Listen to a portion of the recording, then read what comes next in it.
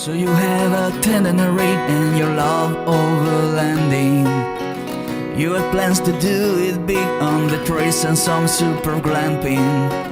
One idea, deep news and reviews, a podcast the first rate and here just for you. You don't have to think about it, join us and be about it. Something interesting we want to hear about it, come on let's talk about it. Welcome to Waypoint Overland's Random Waypoints podcast.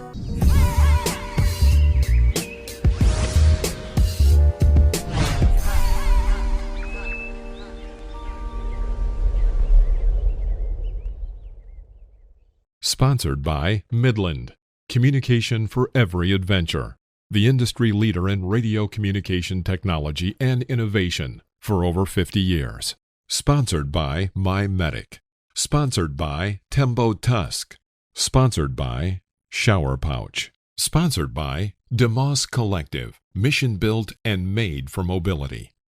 Sponsored by BrewTrek. Sponsored by Hard Impact Designs. Always remember, the opinion you follow should be your own. Just consider the things stated here to be a second opinion from a complete stranger online. What's up, Mike? Not too much, Phil. How's it going? I'm talking to you guys live here in Redmond, Oregon still. Well, I am hot. The weather has been crazy here. Yeah, likewise. I mean, I don't know if this is all of America or what, but I tell you what, every single place I go, the heat seems to follow me. So, I was in Arizona, when I came out of Baja and I had to evacuate to Flagstaff from the Yuma area. Then I went to New Mexico and it got super hot. And then I went through Moab and it was super hot. And I went to Colorado and it was super hot. And then coming through Boise, Idaho. Oof. And then Overland Expo here in Redmond was not bad. But as soon as Overland Expo ended, we have had one hell of a ride here in Oregon. And I'll tell you what, it's been interesting because I got stuck here because of my injured arm and hand. So I've finally been waiting it out and we've been at an RV park. And then to make matters worse, it got to 104, 105 degrees yesterday. And we've had a forest fire. I don't know if you guys have heard about this, but good thing it didn't happen during Expo because they've shut down the airport here in Redmond. And we watched for hours and hours. We watched the planes come over here and dump water. Literally was right on the other side of where Expo was held in the BLM land.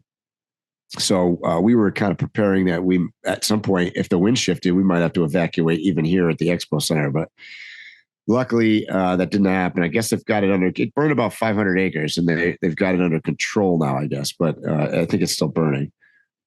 So the heat is crazy. Yeah, we get fires every year. It's actually become like a normal thing. Yeah. It used to just be California. Now it's Oregon, Idaho. It's the whole Pacific Northwest. Sure. And unfortunately, I mean, I know we're going, well, hey, we're welcome to our podcast, folks. We're off topic already.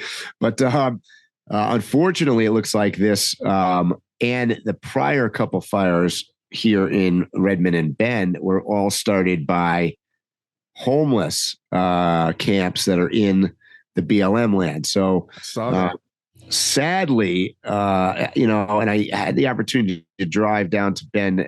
We went down and camped at a buddy's house yesterday. We're back at the RV park now. But I was stunned, actually, because I've camped in the woods up here before, and it has been largely overrun by homeless camps now.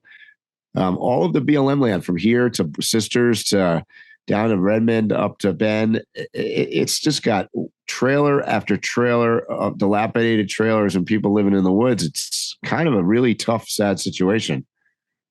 So I've talked to some of these people, and a majority of them are actually not from the state of Oregon.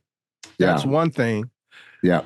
And so why are they coming to Oregon? Well, this is just a handful of conversations, so this may not be the majority, but the people I talk to have all stated that California has become very aggressive about moving these people around, whether they're in a city or they're Yep. BLM or whatever. They've become very aggressive about the homeless people.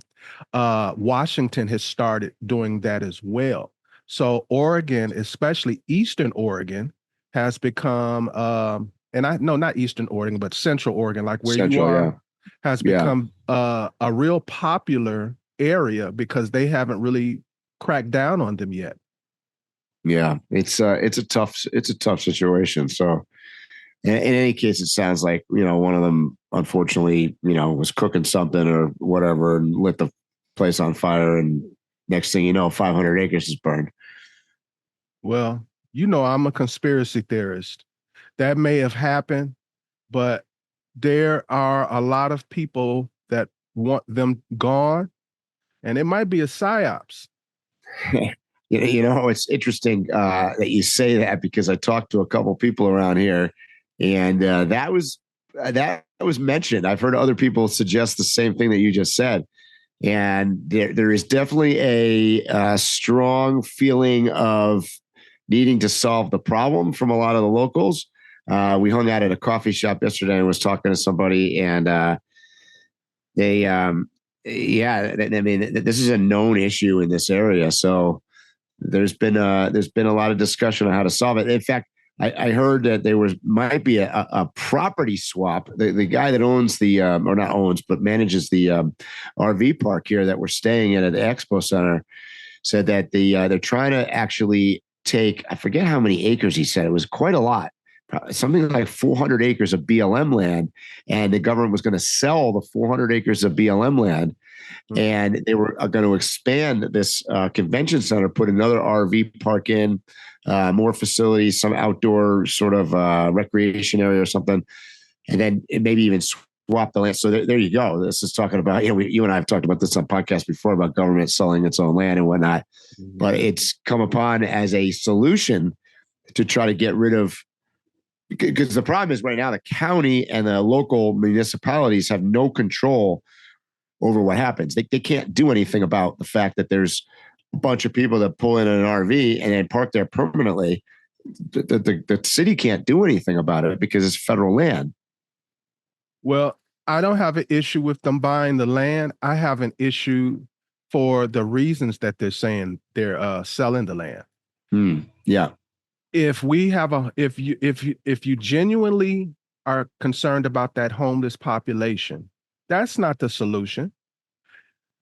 I've never heard of any of this land being sold at a fair market value. It's usually super duper duper cheap. Sometimes it comes down to like $1 an acre. Yeah. And that's what this sounded like. Actually, they were going to sell it for $1. So they'll sell it to someone rich and keep making them rich. Whereas I'm not saying sell it for $1, but they could sell it for a very reasonable price versus what they're going to sell it to a business for. Yeah. And a person would actually have a piece of land to put that RV on or that tent or whatever. Yeah. So I got all kind of mixed emotions. And I've been a businessman. I think I'm business minded. I'm not against turning a profit or anything like that, but it shouldn't be at the demise of our people. Right. Yep. And that's obviously, we've talked about this before. That is the issue with the land management and federal government and uses, and whether it's accessible to the general population or not. And, but then, a problem like this comes up, and I can see the other side of that argument where all of a sudden it's just inundated with people camped there for free. And when we're talking camp there, some of these people have been there apparently for years. So it's like they've just squatted on the land.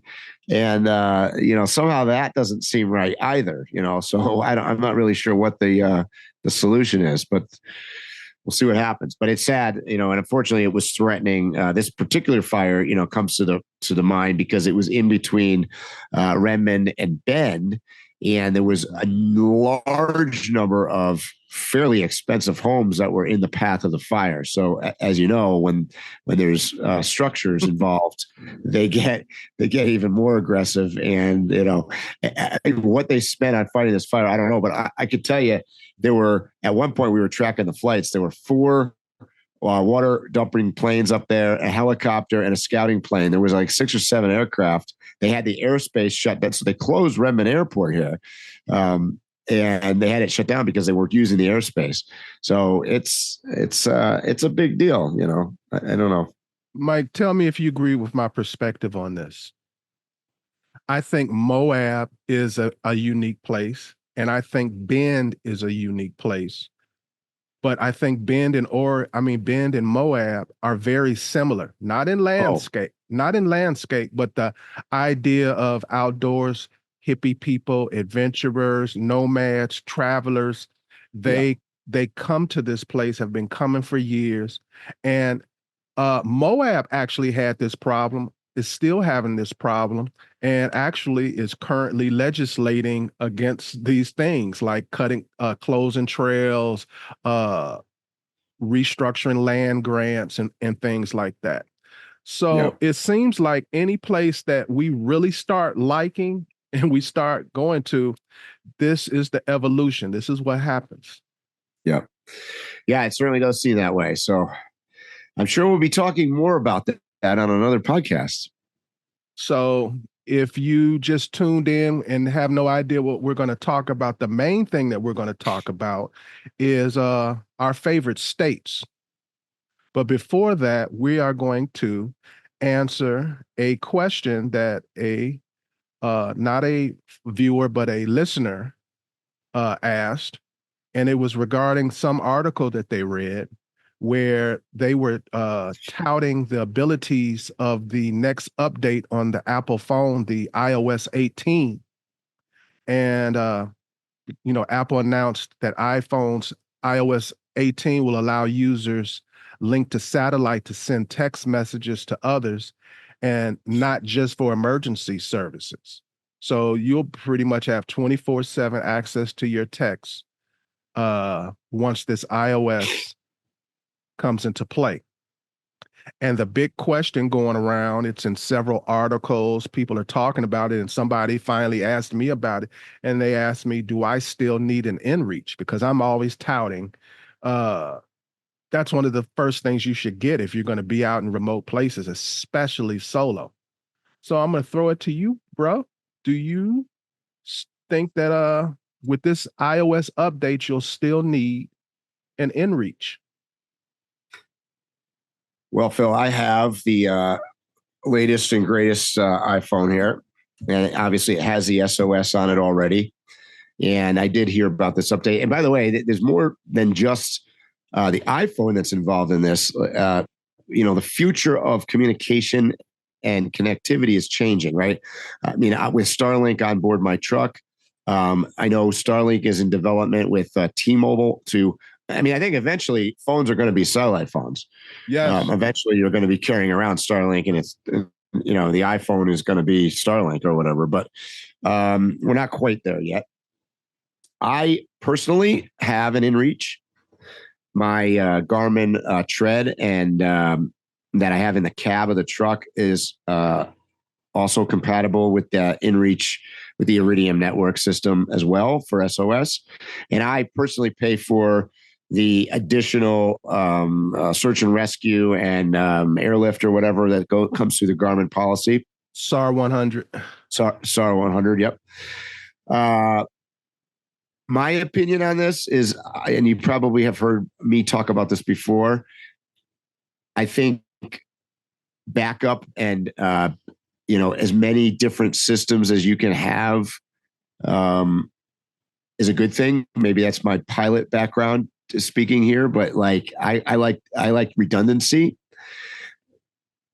I'm not going to get rid of my inReach anytime soon. And so there's a couple differences between, say, the inReach device and my cell phone. One of which, I don't need to preach into the choir. Everybody knows that cell phones have battery life issues. That's a big difference between the inReach device lasts and lasts and lasts. I took it on my Baja Divide bike packing trip. It'll go days and days without running out of juice. None of us have a phone that does that. Yeah, if you go into the settings, because it basically pings the satellite periodically for your location. You can actually go into the settings and adjust how often it pings. And if you reduce the frequency, you can get a week easy. Yep. For sure. So I think that's a big thing because, you can have an SOS and a satellite communication with no cell coverage on your iPhone. And, 50% of the time your iPhone's about to run out of batteries. I mean, that's just the reality of it. So with no batteries, it's not going to do anything.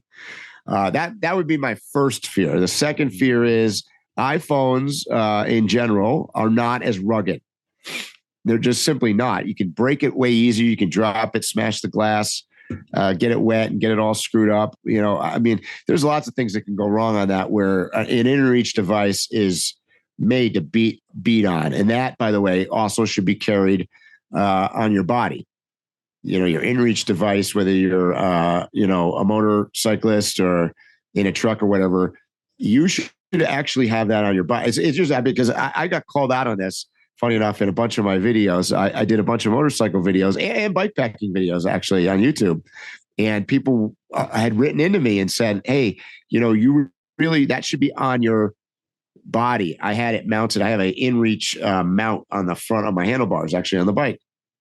And they're like, well, if you crash and your bike goes flying down that cliff over there and you're in the middle of the dirt track and you've got a broken leg, the inReach should be on you. And I was like, well, that's a good point. Well, you left me pretty much nothing to contribute as an answer. I was pretty much going to say almost everything you said. There's also the weather. With the ruggedness of the inReach, it deals with weather better. I've never had an issue like going on a hike in cold weather or in hot weather and it's shutting off. I've had my phone say it won't take a charge because it's hot. Because it's too hot, or it shuts off. It has a little. And it was sitting in my car. Yeah, it was in my car. Yeah, I know. Or it has a little thermometer on it that says, can't do anything till it cools down or something about that. Yeah. So I agree with that. But which, by the way, you bring up another point. The inReach device has weather on it. Yes. So you can what do you call it? I call it text or send a signal for weather update in your local, wherever your GPS coordinates are.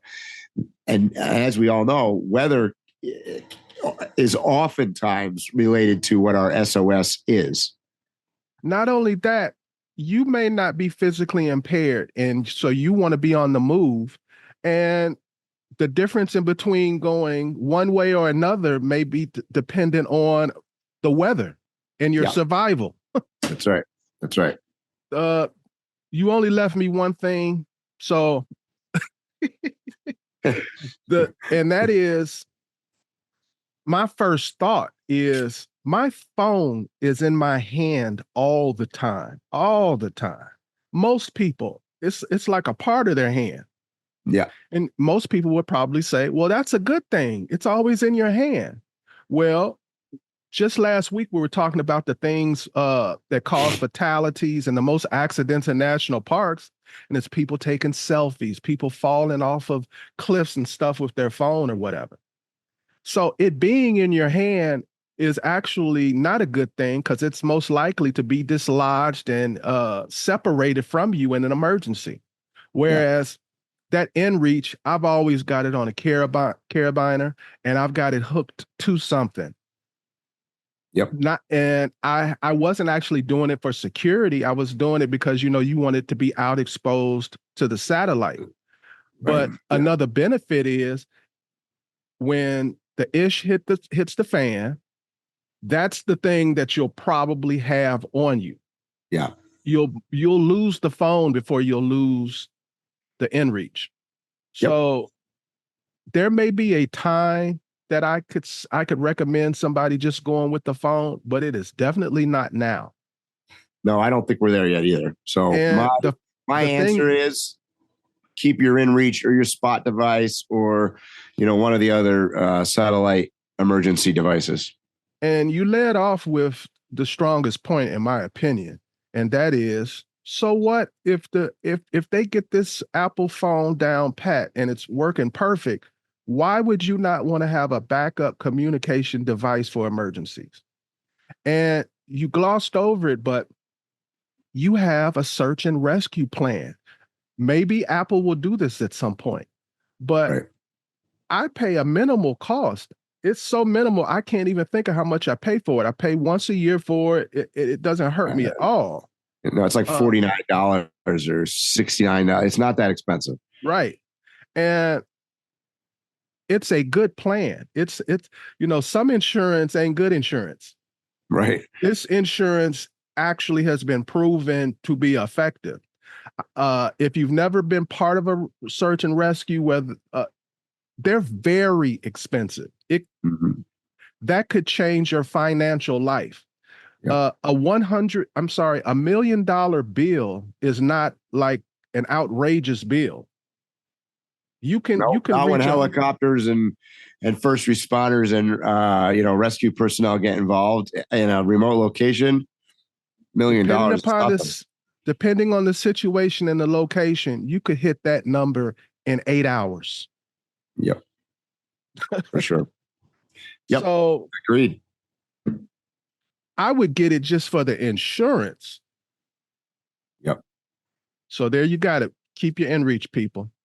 Yep. That would be my double that vote. Okay, Mike, let's get into what people are here for. They've probably seen the little thing we're going to put up on Instagram. They've read the little title and they want to hear what we got to say.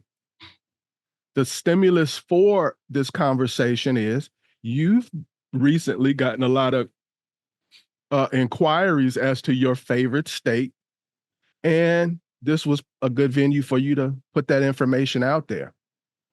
That is something, especially, North America, the United States, that's a very common question for me. What's your favorite state? What's your favorite states? So let's get right into this. Do you want to go back and forth state to state, or do you want to just run through your favorite states? How do you want to go about it, Mike? Well, let's go back and forth a little bit. Let's start out with our, so let me give you a little behind the scenes for those of you that are just tuning into the podcast. I had driven through Utah actually a couple of weeks ago before Overland Expo, and I had posted innocently enough on my Instagram, I had posted, man, every time I drive through Utah, I it just reminds me it's my favorite state. I love it. And, and then I immediately got like a ton of direct messages and a ton of, comments and whatnot. Like, well, what's your other favorite states? And why is this not on the list? And oh boy, I set off a whole spew. So anyways, I ended up posting my top 3 states on an Instagram slide, which we'll talk about today. And then I posted my top 7. So I basically released my top 7 states, because I'll be honest, after the top 7, I was going to post the top 10, but it gets really, man, you got to think about it. So we might have to do that live. So as a qualifier, in my case, just to put this out there, I have been extensively traveled in 49 of the 50 states. I have never been to South Dakota. It's the only state that I have not been to. So to all those of you that live out in South Dakota, I cannot honestly assess your state because I've not been there. But Phil, I don't know what your status is on states. I think you've been to all of them, right? I've been to all the states. For overlanding, I've been to 49 states. I have not, it's almost impossible to do anyway, but I haven't overlanded Hawaii, but I have family in Hawaii. So I've been to Hawaii, but right. I couldn't speak on. Same with me. Yeah. Mm-hmm. So, and maybe we should talk about quick, and this is not a science here either. I'm just from my point of view, and Phil, I know where you're headed. Go ahead. What is the definition of favorite? or what makes them make the list. Yes. Right. Yes. So for me, it's a combination of things, and some of it is very, very subjective. I think first and foremost is the scenic beauty of the state. I think that's probably the top of the list, is the scenic beauty, the things to do, things to see, just amazing natural habitat. That's number one, right? Mm-hmm. And then I've rolled into, this is the subjective part, a bunch of other things. I think probably for me on the top of my list, being a full-time nomad, is accessibility. What's the general feeling on the ground towards nomads? How easy it is for me to find cool campgrounds and boondock and things like that. Some of it's I don't want to say politics, but some of it's political, and which translates into like cost of the travel part, and various stuff. So it's a lot of subjective stuff. First and foremost, it's scenic beauty, but then there's other things involved. And Phil, I don't know what your theory on that is. On that particular thing, or what is my favorites? What makes what's a favorite? What makes your favorite? Yeah, exactly. The first thing is same thing as you. It has to be eye candy. It has to absolutely be eye candy. I've said this a million times. My whole overlanding experience is pretty much based off of when I wake up and I make some coffee, would I enjoy having a cup of coffee and sitting there enjoying the view? That's pretty much the very first thing. This is going to sound kind of crazy, but I look for BDRs that run through a state. It usually infers that there's a lot of other trails, forests, mountains, things like that. Remoteness. The other thing that I look for is what you said. I want a little bit of everything. It's great to go to out in the forest or in the mountains or whatever, but at some point I want to come in from all of that and get a cup of coffee at a nice place. I would like to go to a nice museum. I would, I want to go to a nice city. I enjoy city life as well. Overlanding is always depicted as, you're in your truck and you're somewhere thousands of miles from everyone. But in my opinion, overlanding is the full gambit of traveling, by vehicle. And I like to enjoy a good city also. Yep. You mentioned politics. I look at the politics. I'm not looking at, is it a red or a blue state or something like that. But like, let's take I'll be giving away a state then. But like, I'm sure we'll get there. there are certain states that have, I forget the name of it, something law where they don't serve liquor during certain days. Some states, they don't do business on Sunday, certain businesses. Sure. There are certain things about the politics that affect that state, whether it's blue or red or whatever it is. Agreed. I look at its proximity to another state that I like. So if you're my favorite state and it's next to another awesome state, well, that makes my favorite state even better. Yeah. So what it is contiguous to is a big deal with me. Yep. And there's a whole bunch of other little things. You ask a guy what kind of woman he likes, and then you look at his wife and she looks nothing like what he likes.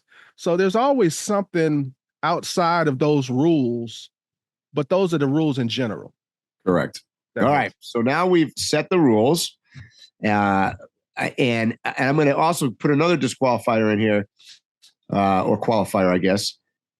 I don't know that I'm going to put these in order necessarily. It's the order is loose, but what I'd like to do, this is what I'm going to tell you. I'm going to tell you my 3 favorite states. And I don't know if they're going to be necessarily in order. You want them in order? You don't have to deliver them in order, but somebody got to be number one, bro. Okay. All right. So my number one state, I think. Well, don't start with number one. We're going to go backwards. What do you want to start with number 50? Mike, you do whatever you want, okay? Oh boy. How many are we talking about today, Phil? Well, in our top list. Well, when you mentioned this to me, you said you were going to give your 5 states, and then you just said 7. So yeah, I said 7. And then you said I couldn't. Then you couldn't said narrow it to 5. As we were talking, you do 10. So I've got it in my head. You're going to at least give us 10 states. Oh boy! All right. And you don't have to give them 10 in order, but at least you got to be like, this is the top 3, and this is number 1.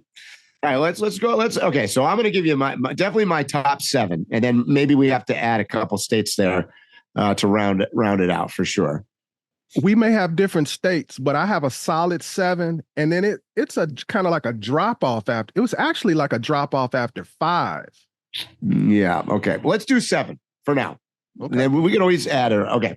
So going backwards, I'm looking at my notes here because I actually kind of was prepared for this. I kind of put them. Well, I didn't really put them in order. I don't want to say they're in order, but okay.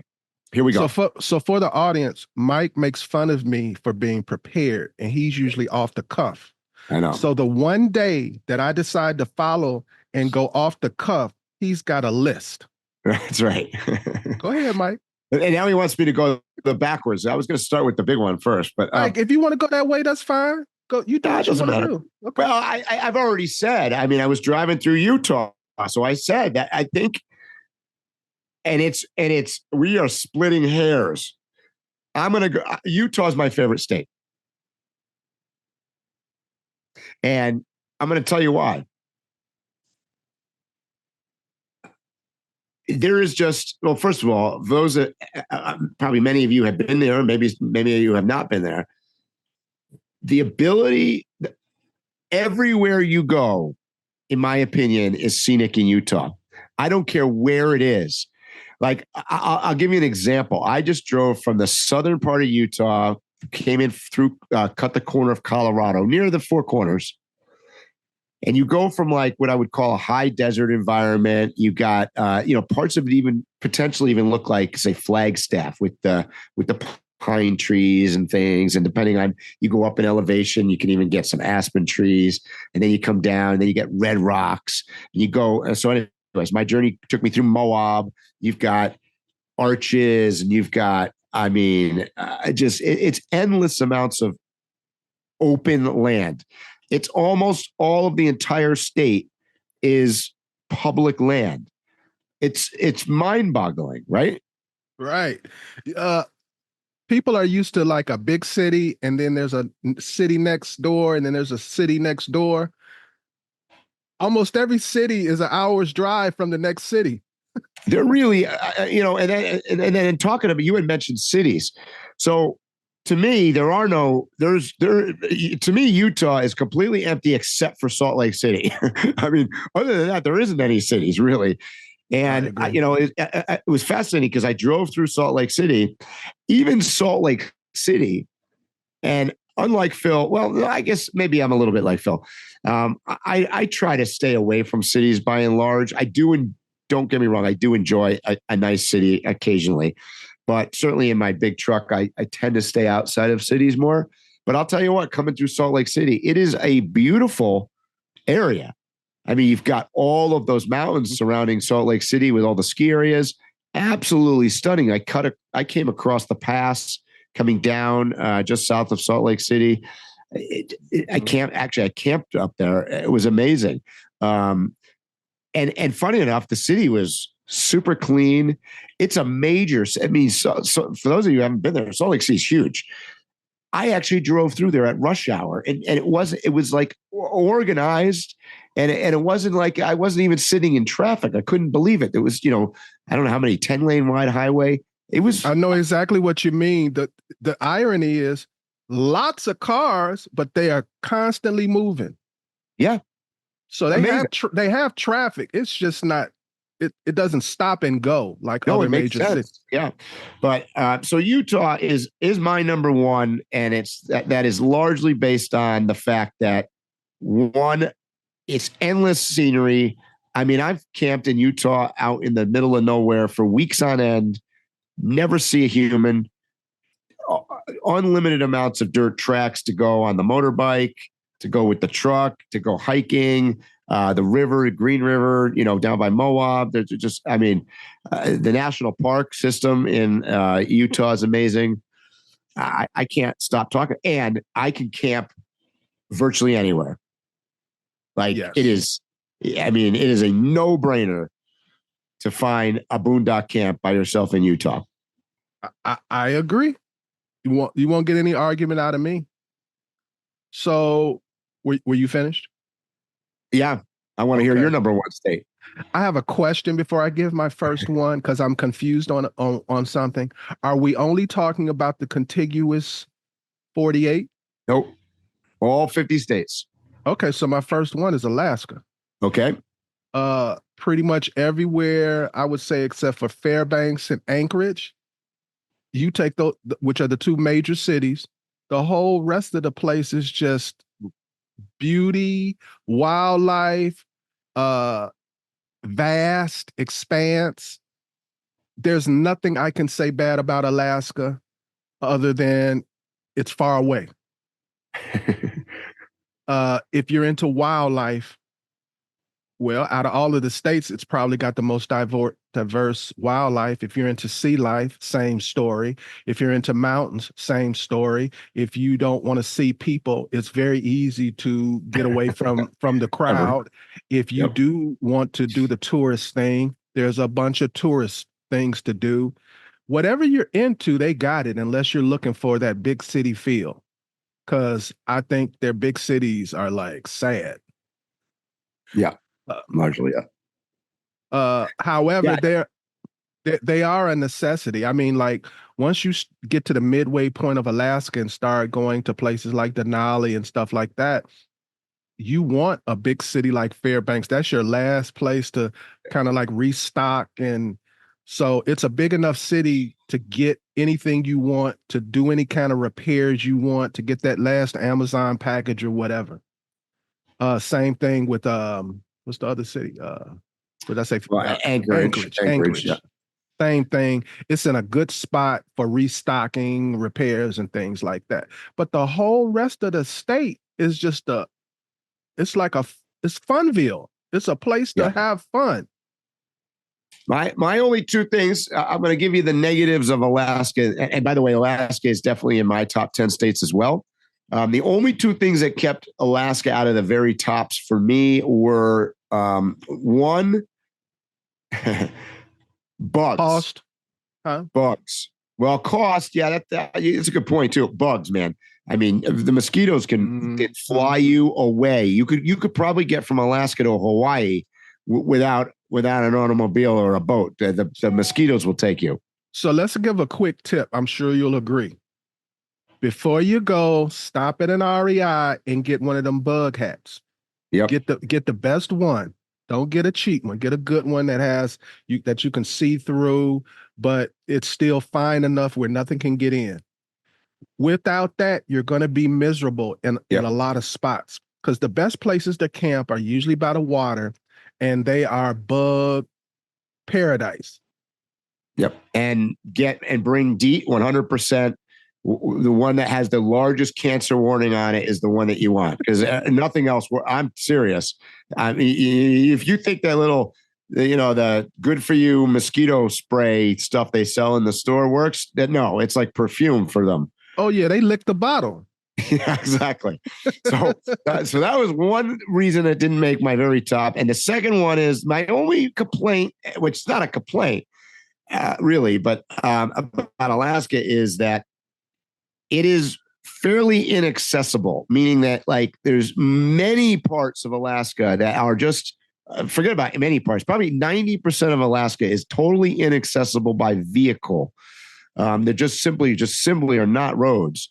So there's just so many places that you really would have to get to by bush plane or I'm not a cruise guy at all, but like Alaska is one of those places where you can actually see a lot on a cruise along the coast and stopping at various places. So That's the one challenge with Alaska is because really when you face it, it's, particularly if you're going to go all the way up to like say Dead Horse or whatever, you're going to drive up and then you're going to drive back and you're on the same road. All right, Mike, I think it's time for your number 2. Number 2. Okay. So as I said before, my top 3 states are sort of all very close to being tied. So Utah, I put on the very top. My second favorite state, and once again, Phil, I agree with you on this contiguous thing, because my favorite states are somewhat contiguous in there. I'm going to go with my second favorite state, probably if you're making me put them in order, is Montana. Okay. And I want to give you my third state too. I want to really Mike, Utah. This is your list. You do your thing. Oh, okay. Utah, Wyoming, Montana. So there's the contiguous part of this. Those are my 3 favorite states. Okay, so my 3 favorite states. Like I said, I had a question about Alaska. If Alaska wasn't allowed, my 3 was Vermont, Utah, Montana. Those are the 3 I normally say when people ask me the question. I don't even mention Alaska because the person that takes a whole different kind of planning, especially like if I'm talking to a person on the East Coast. Sure. Yeah. So I normally don't include that. But if I'm including Alaska, it's Alaska, Vermont, Utah. Minus Alaska, it's Vermont, Utah, Montana. Okay. So since Montana is sort of kind of falling on our list, both of us, let's talk about that first. For me, it's my adopted home state, for one. 2, it's just my 2 favorite national parks are Glacier and Yellowstone. And they're both connected into Montana. So that belt of area from the Canadian border through, say, Kalispell, down through Flathead Lake, down through Bozeman into West Yellowstone. The whole western side of Montana is endless amazement to me. We're on the same page, bro. And you mentioned those states like Kalispell and the Glacier area and the Blackfeet Nation area right there. What I like about that area, minus that it's just beautiful eye candy, is the communities are different. So if you want if you want that upscale, like bougie type of experience, you can go to Fish Lake and the little Fish Lake area that's right there. Whitefish. I'm sorry, Whitefish. What did I say? Fish Lake. Oh, I'm sorry, Whitefish. Yeah, Whitefish. You can have your sushi and camp on the lake or stay in a hotel for a night or whatever you want, or a cabin. Or you can go the complete reverse, and there's little small towns where everybody talks with a twang and got a big buckle and boots on. Kalispell is one of my favorite places. It's sort of my home city, if you will, and it reminds me of being in a Western movie. Sometimes, I mean, you could sit at a go to a bar that has the swinging doors on it and go in there and say, it's an interesting experience. And I would say to people who have been to Montana, because sometimes people will be like, "Oh, I've been there," and so they dismiss it. Montana, that area, especially what we're describing, if you haven't been in the last, I'd say 5 years, you don't know what it's like. Like Kalispell, I'll give you an example. The last time I went to the area, I needed to buy some things. Yep. I usually make a point of buying them before I go, because once I get there's no chance of me finding the stores. They have every store now. They've got like several different malls, like back to back to back. Yeah, like downtown Kalispell is still kind of the way it used to be with the old buildings and whatnot. But right outside of town, you've got your big, Walmarts and Home Depot. You've got all of that stuff there now. And just not like Walmart, because there's a stigma to like that. I mean, like you can find an Apple store. Sure. Yeah, exactly. Yep. Like Bozeman certainly is pretty upscale-y. But to drive like in between them all and drive out, even like Yes. way up in like Eureka near the Canadian border, up Yes. by the lake up there is, and obviously I don't need to tell you about the drive through, Glacier National Park. And then even down in what I would call I guess southwestern, down West Yellowstone is a cool place. I love that town, which is your entry gateway into Yellowstone National Park in Wyoming. So, yeah, and I agree with you, Phil. Each community has a vibe about it, and it's different. But there's camping and availability to boondock and whatnot, and wildlife. You talked about Alaska. Montana probably has the broadest amount of wildlife of the 48 contiguous states. With no. Washington and Oregon. Okay. You mean like the homeless people down here road here or no? I'm kidding. I didn't realize I was shaking my head. I wasn't going to. I was on the grizzly bear, mountain lion. We got grizzly bears, mountain lions, all of that. Where you got the big, the big horned animals and all that stuff. Mountain goats and mountain lion. Yeah, I wasn't going to argue about this with you. I guess I was shaking my head and you saw that. That was just like a natural reaction. Phil's actually meeting with Biden's doctor this week. I think he's done at the White House now. No, not today, bro. Come on. So look, you're not taking into consideration that like a state like Oregon and Washington is similar to Alaska in that we've got all the forest and mountain and everything, and then we've got the ocean wildlife too. Yeah, true. So that's a good point. And see, I'm going to give away some of my stuff about some other things. Okay, we're not there yet. So we'll come back to that. But Montana does have an awesome diversity of animals. So that's why I don't really want to have this debate. I mean, right. If you are a moose guy, if you're a grizzly guy, if you are a black bear guy, if you're a mountain lion guy, it's possible to see all of them in one day. Yeah, for sure. And then we both. I want to give a tip on Montana to people, because you were mentioning like the drive from city to city, and you can't always do this, but folks, please listen to me. People wonder, how did you find that? How did you find this? I'm about to give away a big secret that I've been doing for years. When you guys get on your GPS, go into the settings, undo or do, it depends upon, what software you're using, but it allows you to pick whether you want to avoid the highway or use the highway. Avoid the highway. So then pick your location. So let's say you're in Glacier and you want to go to Bozeman. Go ahead and make that decision on your GPS, avoid the highway, and then it'll give you, like it normally does, several different choices. Those choices will take you through some of the most beautiful parts of Montana. Just go with it. You'll probably drive an extra hour longer, but are we doing this for speed or are we doing this for the experience?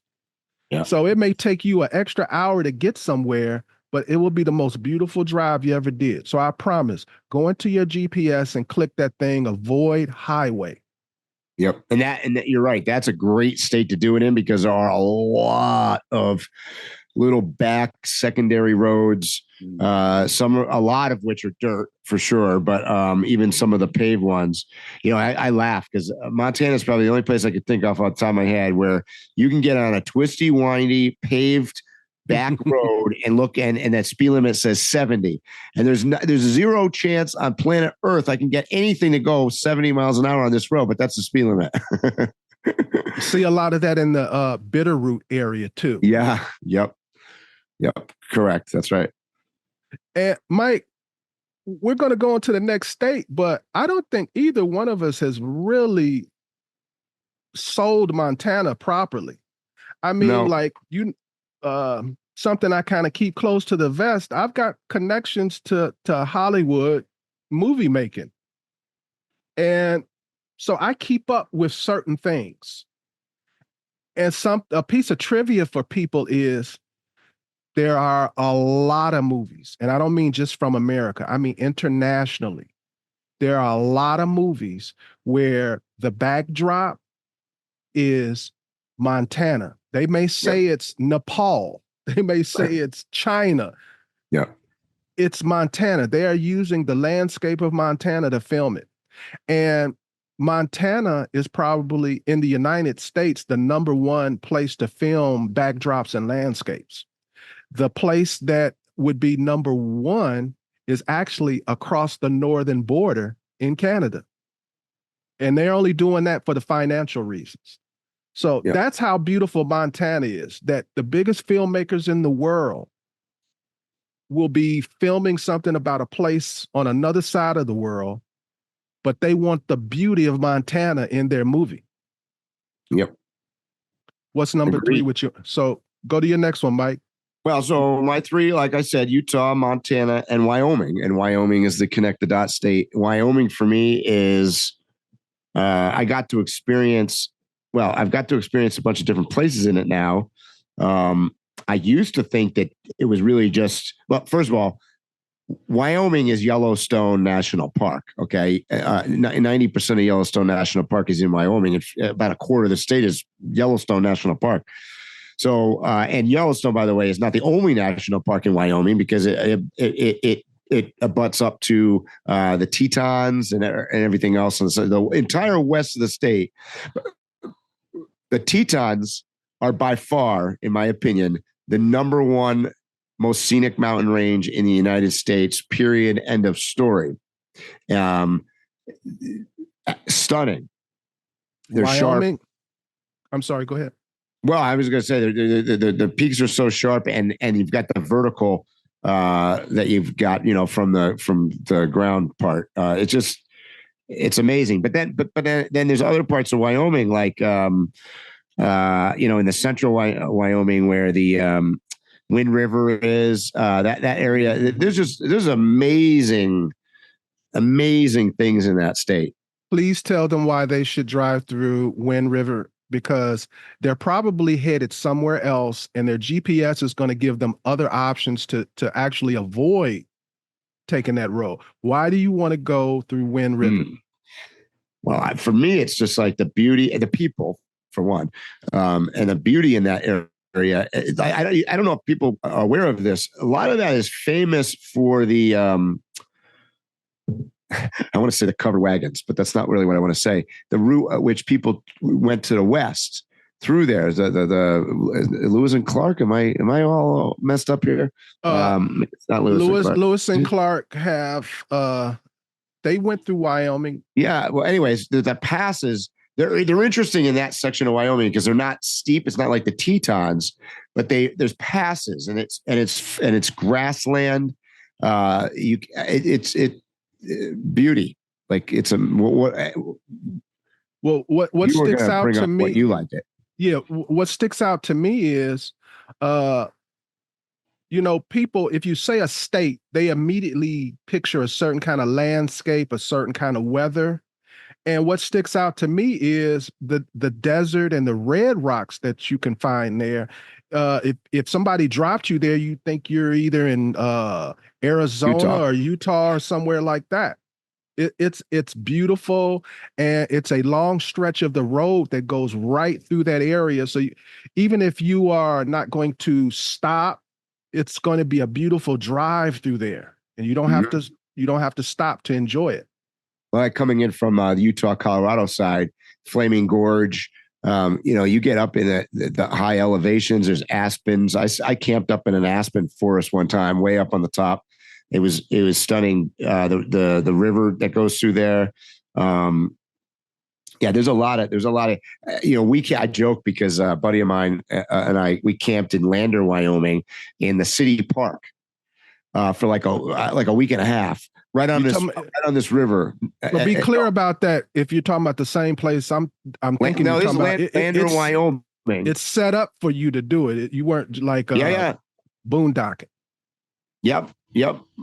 But it was just, I mean, it's the only time I've ever camped in a city park that was, it was amazingly beautiful and it was legal. You could park there. So it was Right. the boondocking options in Wyoming are infinite, and the accessory, things like, finding water, finding propane. That Lander is a good example of this. I went downtown to say I needed some water, and they're, oh yeah, go to the town maintenance place. You can actually dump there for free, and you can fill up water tanks and whatnot. I was like, oh, this is amazing. The resources they give RVers and nomads. So, I would rank Wyoming. The other thing about Wyoming is, and why I like it.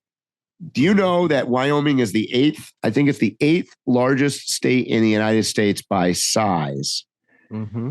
And its total population is like smaller than an average small size city in the United States. So I have Wyoming on my list, but it's a little further down. And the only reason it's a little further down is because it was contiguous to Montana. That's the only reason. And I agree with what you're saying about Wyoming. Totally. Do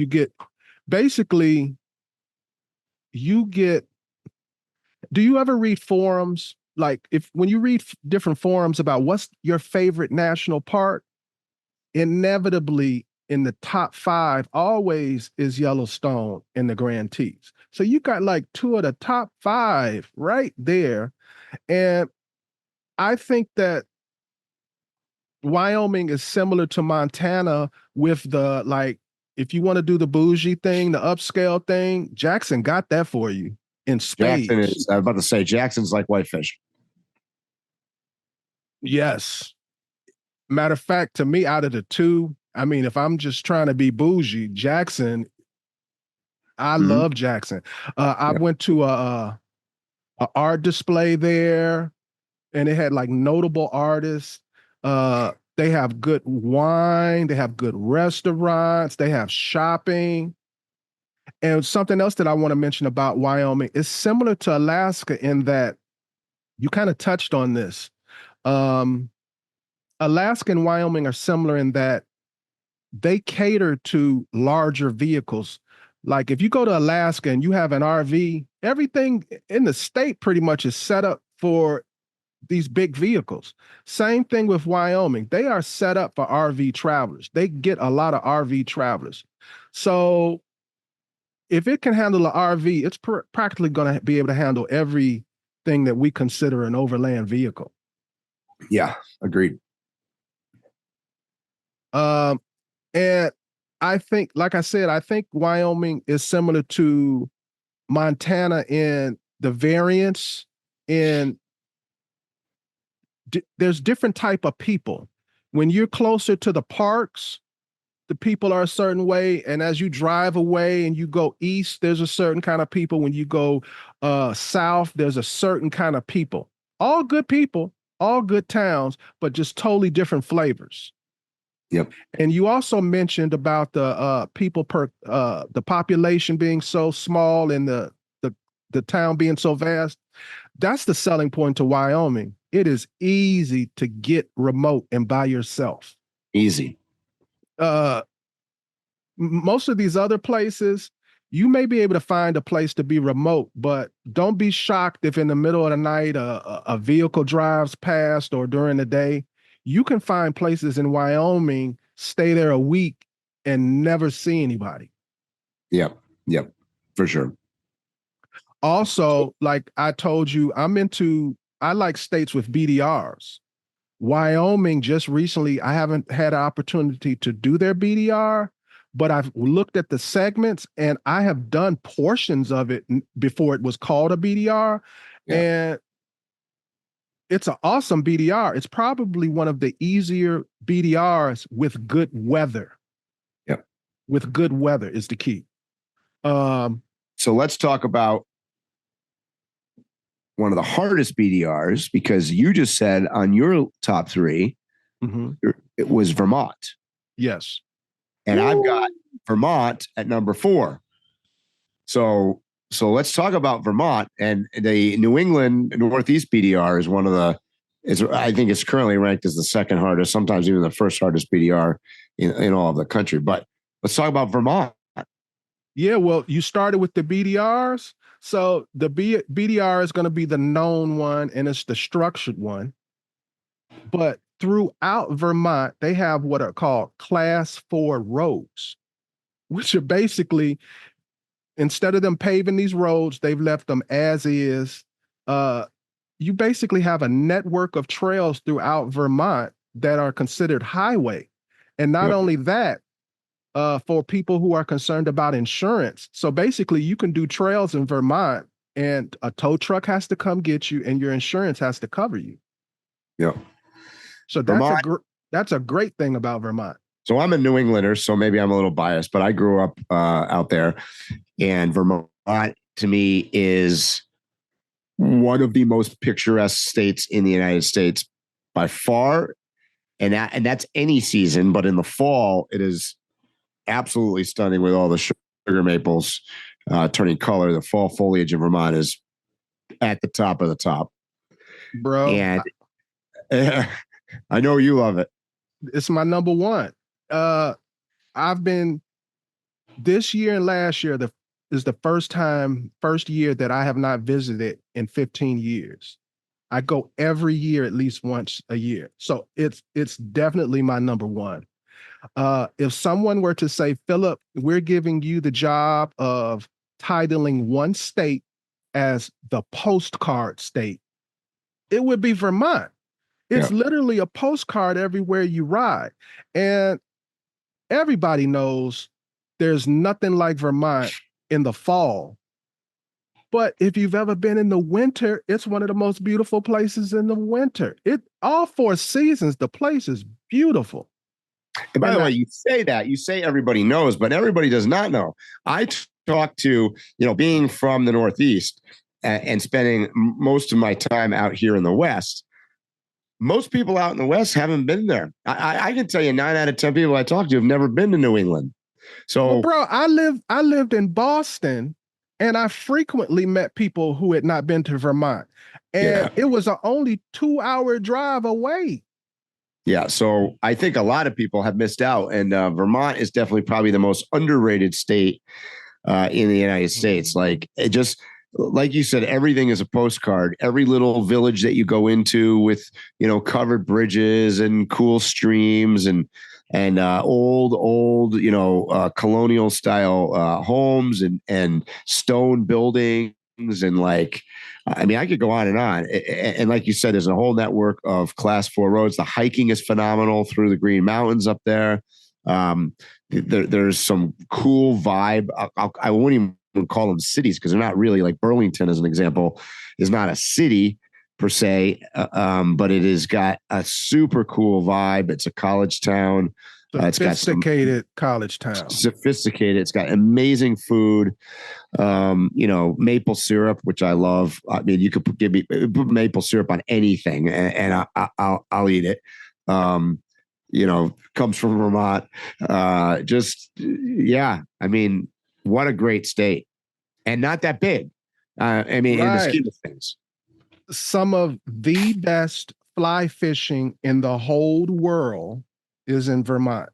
Some of the best skiing in the United States is in Vermont. The Stowe area. Gravel bike riding, mountain bike riding, kayaking. There's a whole slew of outdoor activities. Oh, bro. If you go during a non-Olympic year into Vermont, you will see famous people training in these mountains. Yep. Yeah, it's and when we were talking about cities like Montana and the cities in Wyoming like Jackson and Whitefish. Well, in Vermont, they got little cities like that all over the place. Yeah, all over the place. A lot of them. And for you ladies out there that are traveling, and of course there are men too, but this is generally something the ladies like. If you are a antique collector, that's probably one of the best places in the whole U.S. to do antique collecting. Yep. They've got their own unique ice cream shops. I can't think of the name of the ice cream dish they have, but it's delicious. The maple creamy. Yeah, maple creamies. You got to try the maple creamies. The cows taste different, or I should just say, if you get beef that is naturally raised in Vermont, boy, you are not going to want to eat any other kind of beef. And if you're into the beer scene, I mean, Vermont like leads the beer scene in the United States. Really, I mean, it's amazing. You've got you got Ben and Jerry's up there to go visit from an ice cream standpoint. There's a lot going on in Vermont. So, and one last thing that I love about Vermont, my wife.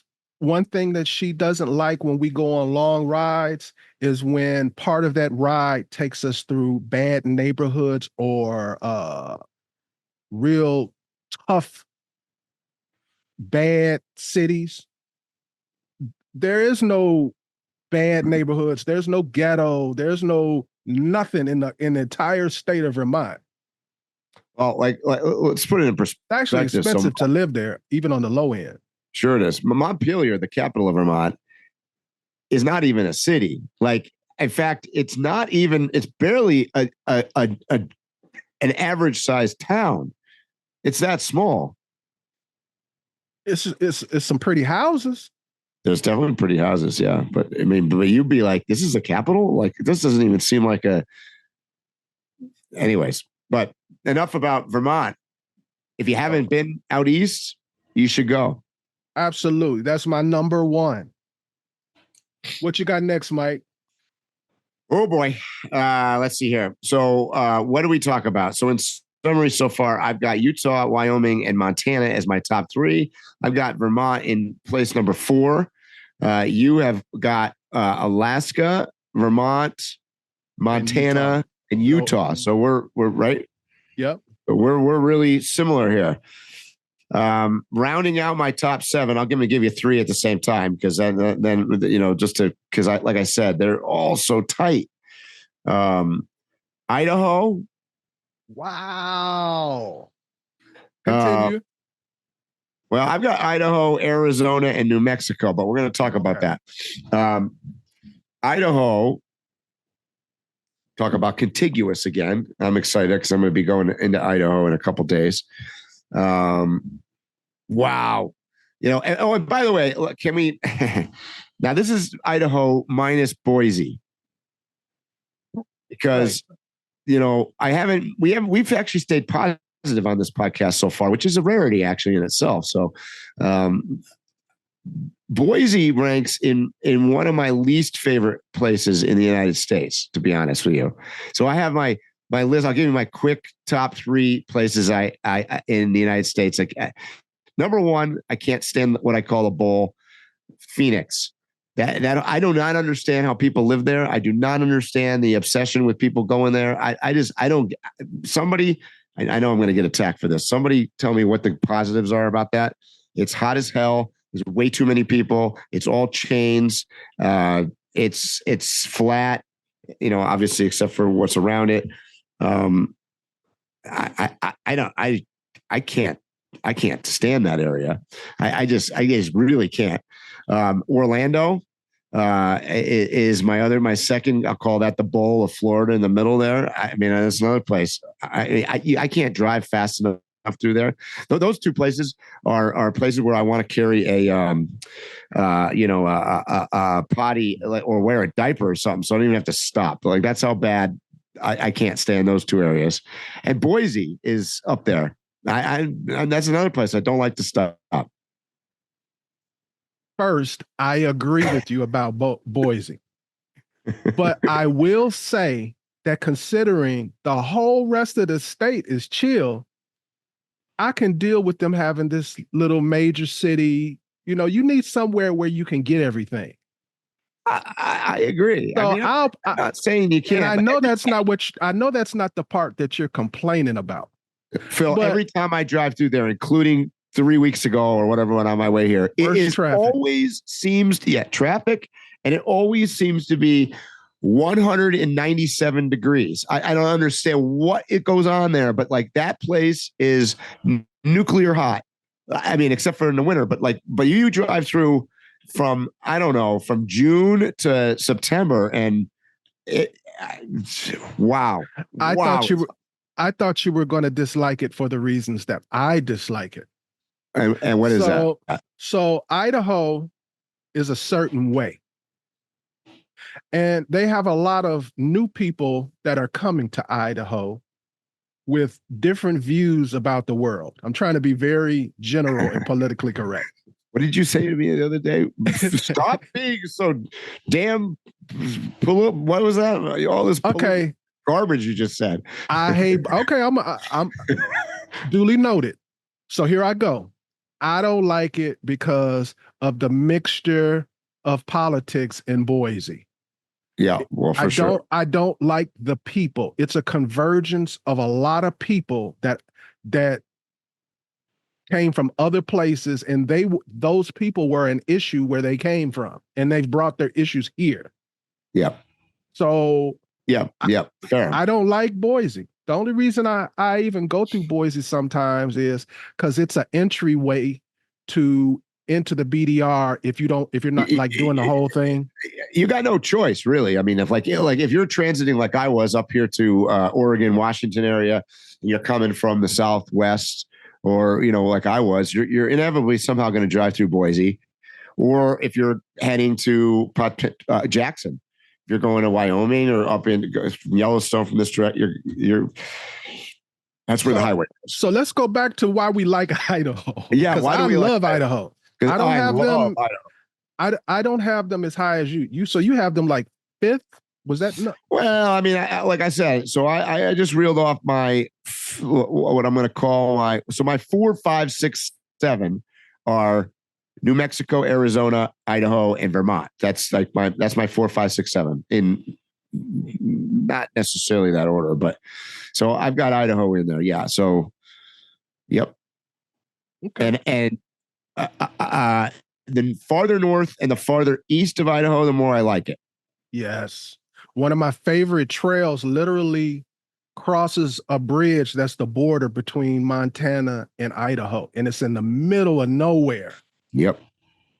Yeah, that's just amazing area and very remote. I mean, I had hoped especially north. Yeah, I had hoped to cross. I was going to go up to Ponderay and up way up in the northern part of the smokestack of Idaho, and then cross over into Montana by Eureka. Unfortunately, due to my arm injury and whatnot, I think I'm not going to be able. I may take that route later on, but I can't take it this week like I thought I was going to. I was actually hoping to do a bunch of BDR with the motorcycle. You need to sit your ass down for at least another good week, bro. Seriously. I think while we're on the podcast, you should meet me tomorrow or the next day. Why don't you come out and camp with me for a night? I'm going to be in your state, Phil. I'm going to be at White Sand. Yeah. How far is that from your house? Not that far. You should come down and hang with me. We'll do a live podcast with Moscow Moto. I'm going to Moscow Moto tomorrow. I'm leaving here to go to Moscow Moto in White Salmon, Washington.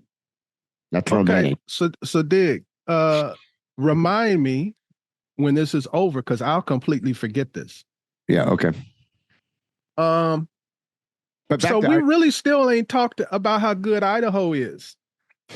Well, think about it. It's another seasonal place where, like in the winter, you've got obviously some fantastic skiing. You've got just so many boondocking places. Idaho is another one of those states that doesn't have any population in it, really. Like outside of that Boise area in the Southwest, it really is not a lot of people.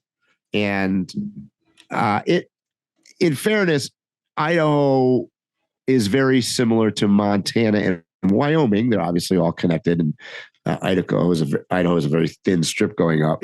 It's Montana 0.1. I mean, it's actually Montana, especially if you read the history as to why they got that crazy division between the two states. It's Montana. Yeah, exactly. The northern smokestack could have all been in Montana for that matter. Same wildlife, same great fishing. Yeah. Matter of fact, if you're a moose guy, go to Idaho, and that little bitty northern part, you have more moose there than when you go right across the border to Montana, or you go the other direction into Washington. Washington, yeah. Yep. Man, you're right. And the drive between Utah and sorry, not Utah, Idaho and Wyoming, there's some amazing because you got to cross over the Teton passes there, and there's some super scenic drives. Some of the best drives in America are right there. Yeah, on the regular highway, you don't have to get on a trail. Regular highway. That's right. Mm-hmm. Yep. And I don't know how we didn't mention this. One of my favorite BDRs out of all of the ones that exist currently is in Idaho. We actually have a friend who probably is just recently just completed it. He was headed to Canada, Sir William. Yeah, he just finished it, actually. He did the Idaho, which, by the way, we are on, what is today's date, July 10th or whatever. Mm-hmm. It was too early to do that. Even Will tell you, like, the passes that the BDR. Yeah. He dealt with a lot of snow right now. We're in July. So it was too early to do the Idaho BDR. Yeah. For people listening, I do this trail routinely. The best time to go is mid to late September, actually. If you prefer just a totally dry trail, wait till about September, because even once the snow goes away, it's muddy. Yeah. Some people don't care about that. Yeah, I believe that. So that's Idaho. And what we still haven't mentioned, they've got one of the densest forests that covers almost the entire state. So I love Idaho. I don't have it as high as you. It's in my top 10 though. So keep going, Mike. Well, I just said that gets me to 7. So Arizona, New Mexico. I just mentioned that one of my probably my least liked place in all of America is the Phoenix Bowl area, but that does not keep Arizona off of my top 7 states. I love northwestern Arizona. Obviously, it's the gateway to the Grand Canyon. You've got Flagstaff, you've got Sedona, you've got Prescott. In the southeast side, you have Bisbee and Patagonia, and all along the border, the Cactus. There's a couple national parks down there. Arizona, to me, is super diverse. It's got that high, it's got high desert, it's got low desert, it's got, forest. Absolutely beautiful. There's just so many drives. That drive that you and I did actually last year between, like, say, even like Sedona and Flagstaff up there is amazing. Yes. Again, just on a regular road. Yep. And with that said, you can actually take trails from Sedona all the way to Flagstaff, and it runs right into the back of Overland Expo. That's right. Yep. So that probably doesn't surprise anybody.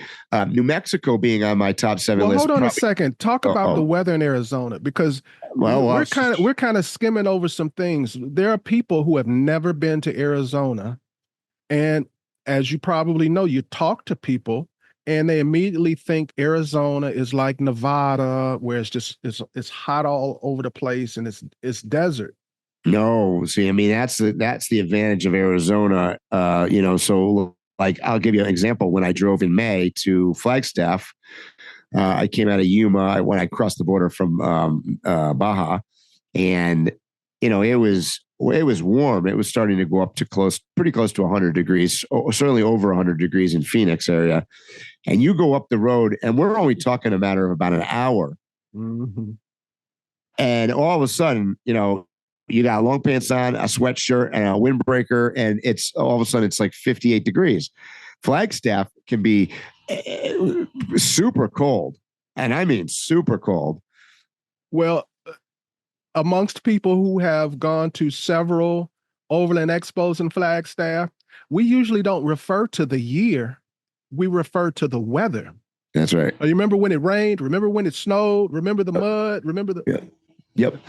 And south east Arizona, like in Bisbee and Patagonia, could be the same thing where it's a lot cooler and more mountainous than most people think of Arizona. So it isn't a flat desert. There's just so much elevation. So, you look at the Mormon Lake area there where it's like, I don't know what that is. It's about 8,000 feet, right? I mean, it's high. So, and with the elevation comes the diversity in both wildlife and scenery. So, whether you're talking about aspens and pine trees, or you're talking about cactuses, it depends on where you are. And this is how beautiful Arizona is. A lot of the visions that people have of Arizona, of Utah, a lot of the pictures that they've seen of Utah is actually a person on a cliff in Utah taking a picture into Arizona. That's right. Yeah, that's true.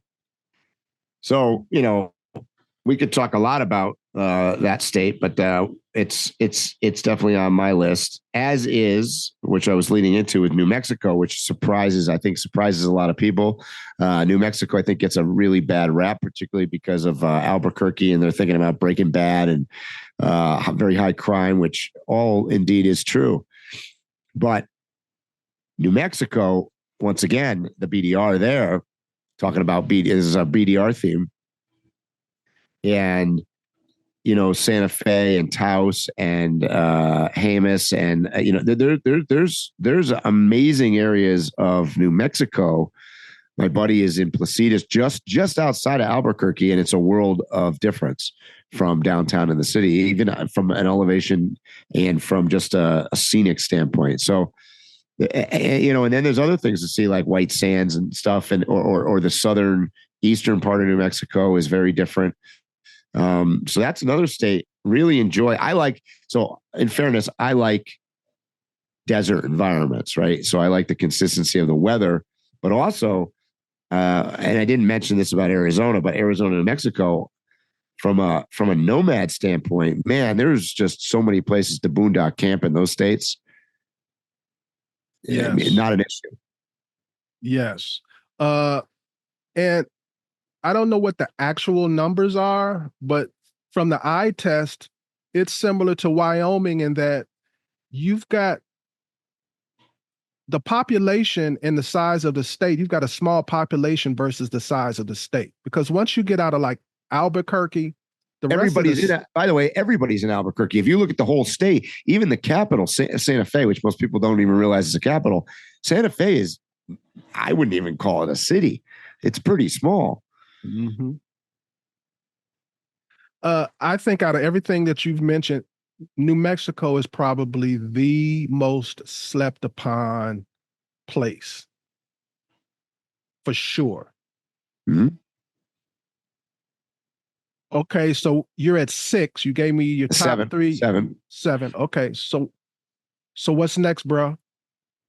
I don't know. I'm supposed to. Yeah, you got to catch up here. Well, you got to catch up. Okay, so this is where we start different.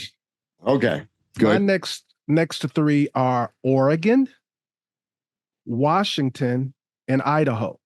Since we already talked about Idaho, don't have to rehash that. But I have next Oregon. And the reason why I have Oregon is because, well, we kind of talked about that already. This is another place that people don't seem to really fully understand what you get. When you say Oregon, people immediately think the coast. They think storm watching the whales and things like that. Bro, get away from that coast. There's a whole nother 80% of the state once you head east that's full of forest and deserts and mountains, rivers and lakes, all kinds of wildlife, all kind of beautiful little niche small towns with their own little stories and history. There's places here that, to be honest with you, remind me of Arizona and even New Mexico, like canyons and cut. I think I've been in Oregon. I've been in Oregon for 3 weeks now. And I'm in Central Oregon, and I came through Eastern Oregon, absolutely stunningly beautiful, and the variety, the high desert. I don't think anybody that thinks of Oregon doesn't think of high desert for one, right? Mm-hmm. At all, and a lot of the state actually is. Yes, like I said, people generally all they think about is the coast, right? Portland, the coast. Not to mention it's bordered by the River Gorge. You can drive. That's a beautiful drive from the coast all the way to the eastern border along the gorge. Is one of the most beautiful drives in America, in my opinion. Yep. Not to mention the recreation, not to mention the waterfalls, not to mention the historical buildings along that route. Oregon is by the way, when you mentioned that, is that was the destination for many of the people that were transiting the United States to go to the West Coast. Oregon was the destination. Well, you mentioned Lewis and Clark. They terminated their trip on the coast of Oregon. That's right. Before they turned back and reported in to the president. Yep. And here's one. We've been mentioning BDRs. Oregon has no competition when it comes to BDRs. They have 6 BDRs. And 6 BDRs. So that's the formal ones where you can literally get the tracks and it's known, you can buy maps. But there's all kind of offshoots to the BDRs. That's why you need to have a map and everything, because it's easy to actually end up off of the BDRs. But there's 6 of them all throughout the state, all different kind of terrain, different views. So I'm totally sold on Oregon. Yep. I mean, keep going. Oh, bro. Well, Washington, you're rounding out your 7 here. So Washington, your home state here. Talk about it. I'm reading from the internet now.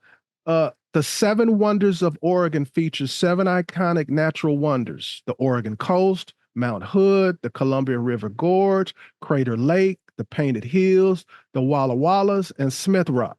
And that's just, bro. Yep. You calling yourself an overlander and you're sticking to North America, you're sticking to the United States. Shame on you for not coming to Oregon. Yep. I'm heading to Mount Hood and then to, like I said, to White Salmon, Washington, which is on the river there. That's where I'm going tomorrow. Okay. So we're at Washington. And bro, I debated where I was going to put Washington. So before I even get into the things about Washington, people typically like to play this game with one another. They'll pose this question. They'll say, if money weren't an option and you could live wherever you want to live, where would you want to live? I happen to always say I would live exactly where I am, the state of Washington. I am living where I want to live. I don't fantasize about some other place.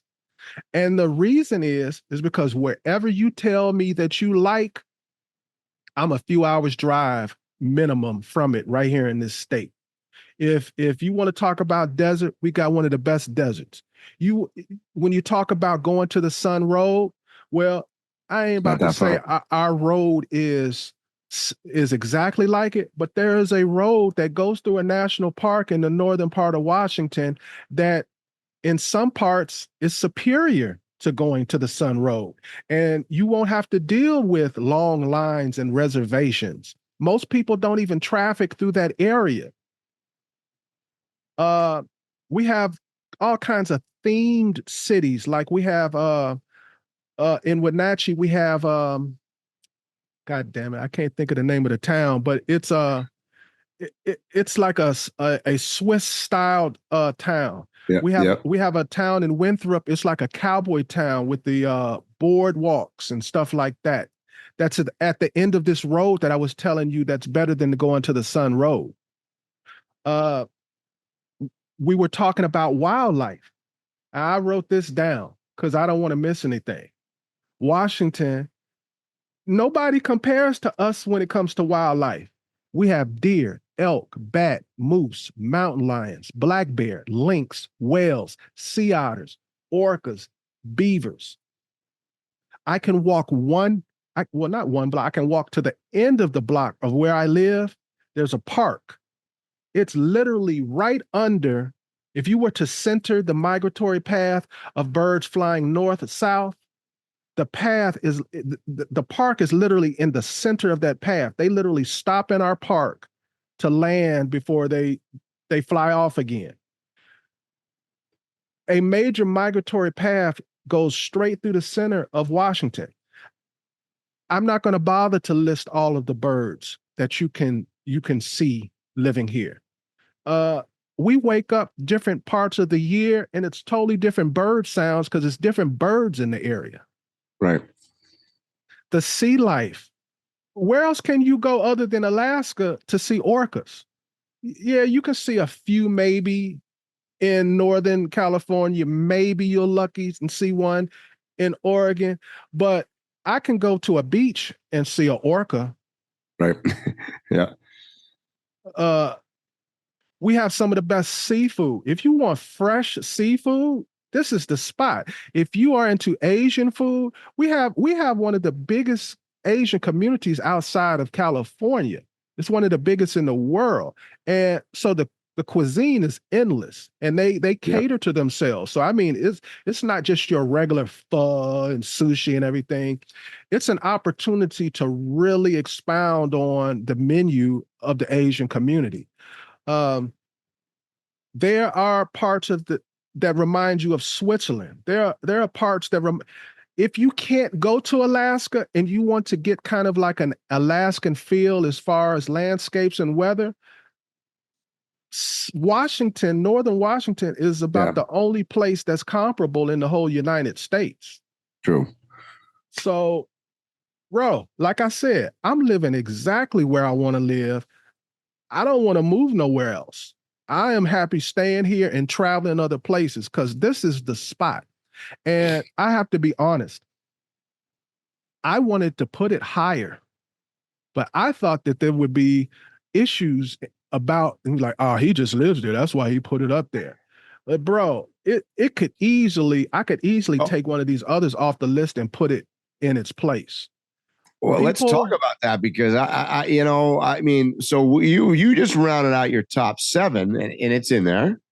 And I rounded out my top 7. But if we were doing top 10, then I'm probably going right along with you because the states that you named so far that I haven't on my list, haven't put on my list, Alaska, definitely. Oregon, which I've now come to really love.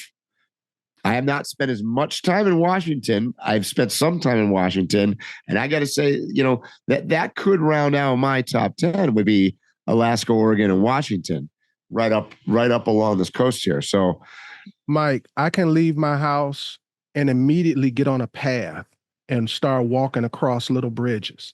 I can get in my car and in 20 minutes be at a waterfall or be in the forest or be in the mountains. I can, in those same 20 minutes, I can go to a 5-star restaurant. Yep. No, I understand. So round out your top 10. I just gave you top 10 states. Okay. So after Washington, I have Idaho. Yeah. Which is on mine. I have Wisconsin. Interesting. And Minnesota. In California and Michigan. Holy shit. Wait. That's more than 10 states, isn't it? Well, I just have them listed. I was in, well, if he says more, I've got, but I don't have them fleshed out. The only fleshing out I have is like, I don't just have the state listed. Like, for instance, Idaho, I actually have northern and central Idaho. For Wisconsin, I have northern Wisconsin. For Minnesota, I have northern Minnesota. For California, I have northern and eastern California. And for Michigan, I have the Upper Peninsula. Yeah. Oh, yeah. I love that. Yeah. So interesting. I like your list because it's broader nationwide. I've noted, let's go with some trends right now. So your list to me, okay, this is my outsider view of your list. Your list covers east to west of the United States pretty good because you're talking, if I start on the east, I'd go Vermont, I'd go Michigan, I'd go Minnesota, Wisconsin, coming across Montana. So you kind of cut all the way to Washington. But I've noticed most of your states are in the north. Yes. If you've ever paid attention to, like, when I go east, even if I go to Florida, I will stay north until the last minute and then drop down, because I like, almost every trip I take, I figure out a way to stay north until the last minute, because my favorite states are Oregon and Idaho and Montana and Vermont, and places that I didn't mention. I love Maine. I love New Hampshire. I love upstate New York, and I mean rural upstate New York. I'm not talking about like Albany. Right. I'm talking about like Lake Placid, I've noticed my list tends to be a little bit different than yours, where my area is sort of the circle in the west, Rocky. I call it the Rocky Mountains, basically. Well, if we pick a region, what's my favorite region? Then it'd be West. Yeah, no, I understand. I'm just saying. But so my top 10 are mostly Western, with the exception of Vermont, and obviously Alaska is on there. It was like you, it's up way up out of the continental. So it's kind of interesting. It's just interesting. Are there states that you would think people are going to be surprised that are not on either one of our lists? Let me look at a map very quickly, bro. No, I don't think so. Especially with my last handful that I threw in, we pretty much covered every. What state could they come up with? Oh well, they could come up with other states, but I'm going to give you one, and there's a few. I'll give you one just because I got so much commentary about it when I had put out my list of my top 7. I would say the number one state that I got questions about how come it wasn't on my list was Colorado. I didn't hear it on either one of our lists. I love Colorado. I have visited Colorado maybe 20 times minimum. Plan on going to Colorado many more times.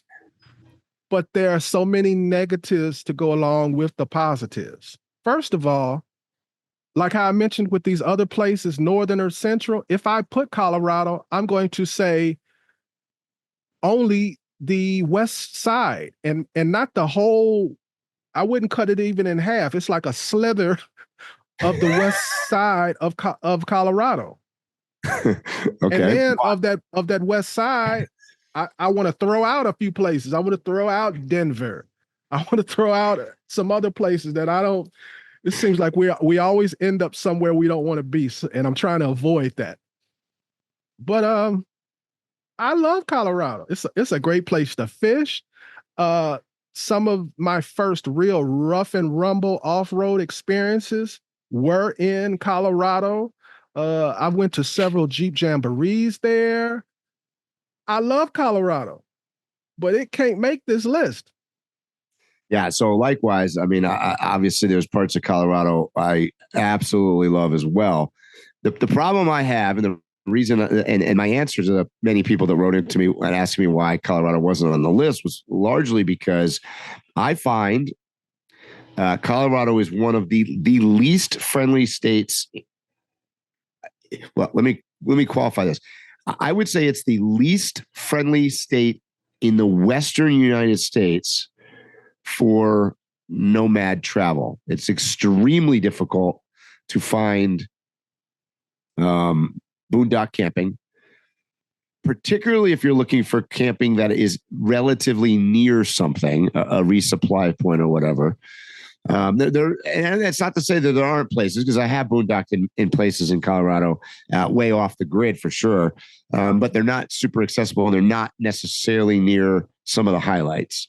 And so that's one problem I have with Colorado. And then the second problem, I think Phil beat around the bush with his politically correct answer, but there's a lot of Colorado that doesn't even seem like it's in Colorado. Like most of Eastern Colorado is not even, I mean, I don't even consider it to be Colorado. It's like Nebraska or something. I don't know what it is. It's not even there. And by the way, there's some parts of even Western Colorado that don't seem like they're in Colorado either. Yeah, yeah. And some of the places that people name as their favorite places, I'm like, ugh, like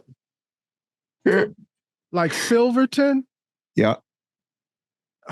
Why don't you? That's interesting. Why I like so. What's wrong with Silverton? I'll tell you exactly why. That wasn't on my list of places I didn't like. I guess because I compare it to what I see on social media. Yeah, they make it look like you're in this little dainty town away from it all, and everybody.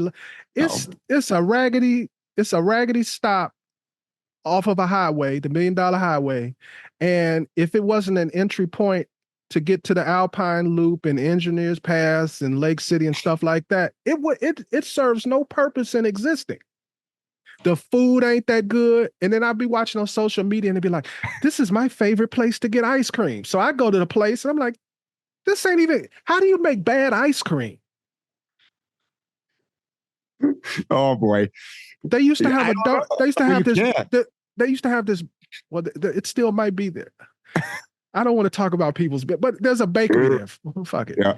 There's a bakery there and the stuff be hard. It's just out the oven. And I'm like, this is toast. Note to self, Phil doesn't like Silverton.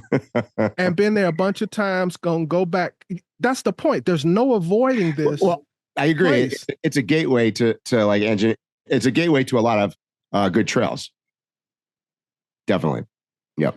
You got any other parts of Colorado you don't like while we're on that? Oh boy. So let me say this first. If you've never been, I recommend you go to Silverton. And this next place, I recommend you to go there. If you have never been, knock that off your bucket list. Absolutely. It's a necessity. But I'm not into Ouray, Colorado either. I'm into Ouray, Colorado 10 years or more ago. I was about to say, so we used to go there. Same thing with Silverton. I liked these places a decade ago. Yeah. It's interesting you say that because we used to go cross country from New England with our Land Rovers back in the day, and that's where our base of operations was. Right, we used to come in there, totally different than it is today. I would say, by the way, the same thing about Moab, Utah. Moab, Utah doesn't even resemble a figment of itself from 15 years ago. Not at all. So, yeah, bro, I have to qualify for the listeners because they're listening to us and they might take our recommendations and stuff like that. You're talking to an old jaded guy who remembers back in the day. You know what I mean? Like, what's the last place you just mentioned? Moab. Like Moab. I remember when the main road was the only paved road, and when you turned off of it, it was all dirt roads. Yeah. So, I do too. Those initial experiences that made those places popular don't exist anymore. No. Like Ouray. Ouray used to be a little dirt town. It was a little hick town. Yeah. And that was what you loved about it. It was just a place with your team, you go in, have some brews, and go hit the trail. Yeah. Now, people come and they're not even there to camp, trail, do nothing. They just come in there to have a pizza and eat, which is cool, but it's not conducive to what I'm trying to do. Right. Yeah. And it's like I said, that's my biggest complaint about Colorado. Try camping near Ouray or Silverton or Telluride, or the list goes on and on. It's not easy. It's just not easy. So, anyways, that was why the other state, which you loosely kind of put it sort of ish, not really on your list. That's not on my list that I got a lot of people asking about was California. Mm-hmm.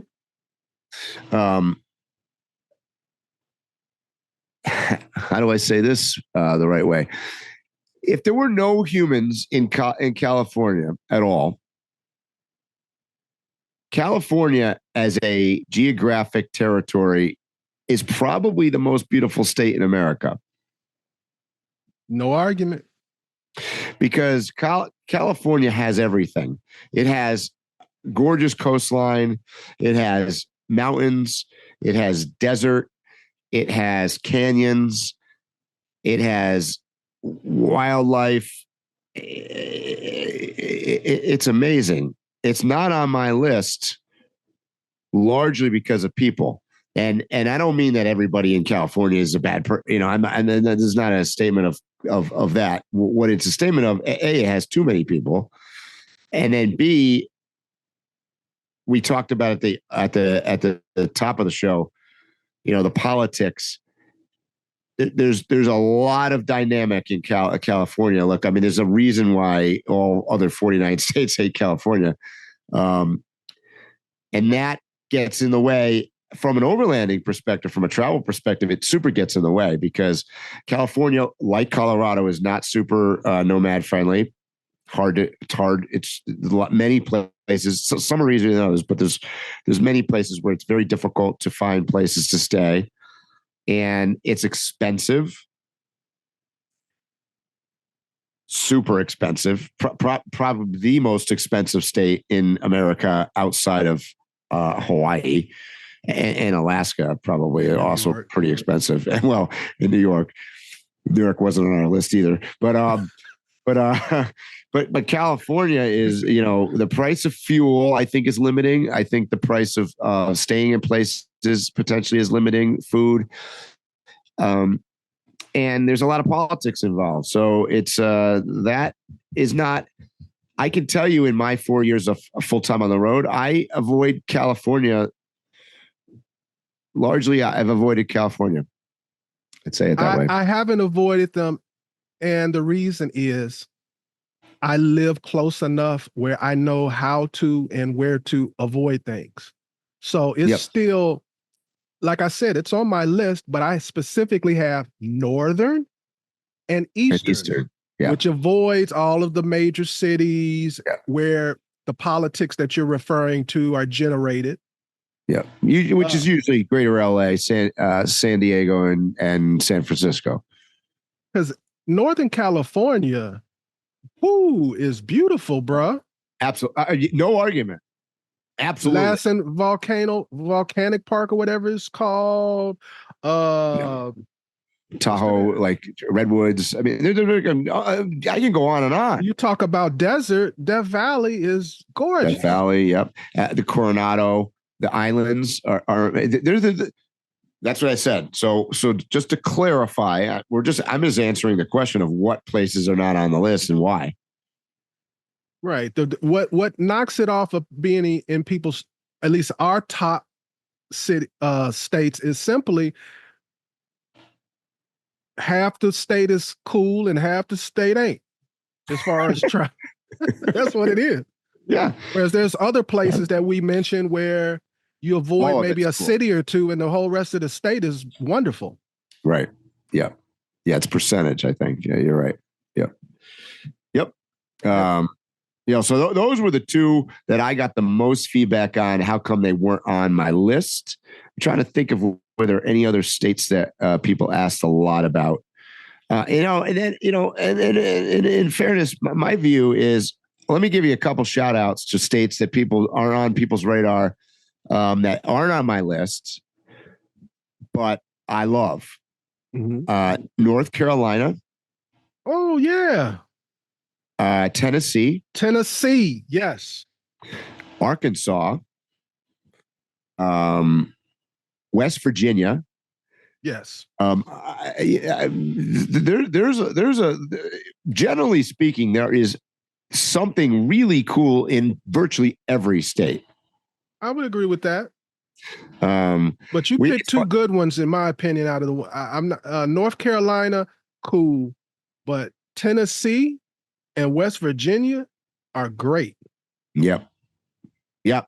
Total underdogs. Total underdogs. People wouldn't even imagine. There are just endless amounts. Take Tennessee as an example right now. Endless amounts of scenic drives. Parts of it you'd swear you were in Vermont or in New England. And just there's a lot of cool stuff, a lot of cool hiking. There's a lot of things to see there. North Carolina. I love the Asheville area. We're very similar, by the way. Western North Carolina is very similar to Tennessee, obviously. But then you've got the Outer Banks going down, on the Atlantic side of North Carolina are crazy. So, I mean, I could go on and on talking about different states. Mike, if we're going to mention, like states to be slept on, and they're contiguous to each other. They're actually contiguous to the ones that you were talking about. I love Virginia.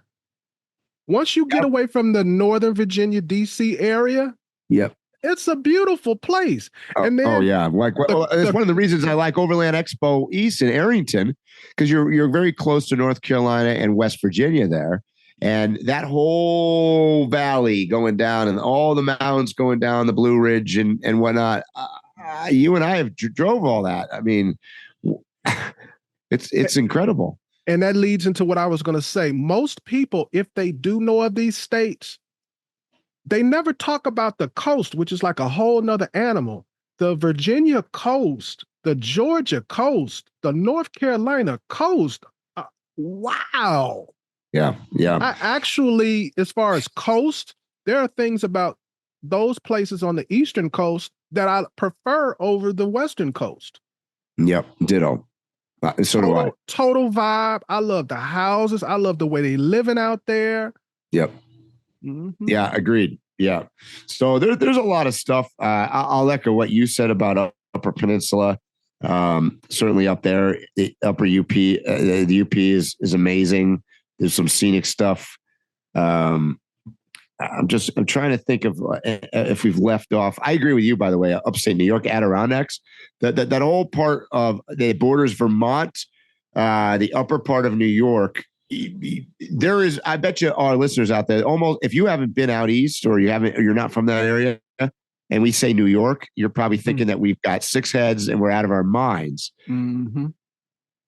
Upper Eastern New York. Us upper eastern New York is basically Vermont. It's just the other side of it's that. Basically Vermont. Yeah. Yep. Agreed. You would never know you'd never know you weren't in Vermont. I agree. Because a place I never hear anybody mention, and I think it's beautiful. And Lake Placid I love Lake Placid. I could live in Lake Placid. And you're about maybe a half an hour or hour away from Brattleboro in Vermont. Yeah. Mm-hmm. Yeah. I'm trying to get people to understand where the area we're talking about. Yep. Yeah. And then, shout outs to, obviously the rest of New England states. I have an affinity. I grew up there, but you're talking about Maine, like Maine is special. And Baxter State. I mean, there's all sorts of different stuff up in Maine, upper New Hampshire. And then even like, more, it's funny. I was just talking to somebody the other day, I grew up in Connecticut. People would never know if you rode like sections of, cause we do a lot of motorcycle riding out in Western Connecticut. You'd be surprised how many dirt roads in Western Connecticut, Western Massachusetts, up through the Berkshires there are. You'd also swear you were in Vermont most of that time.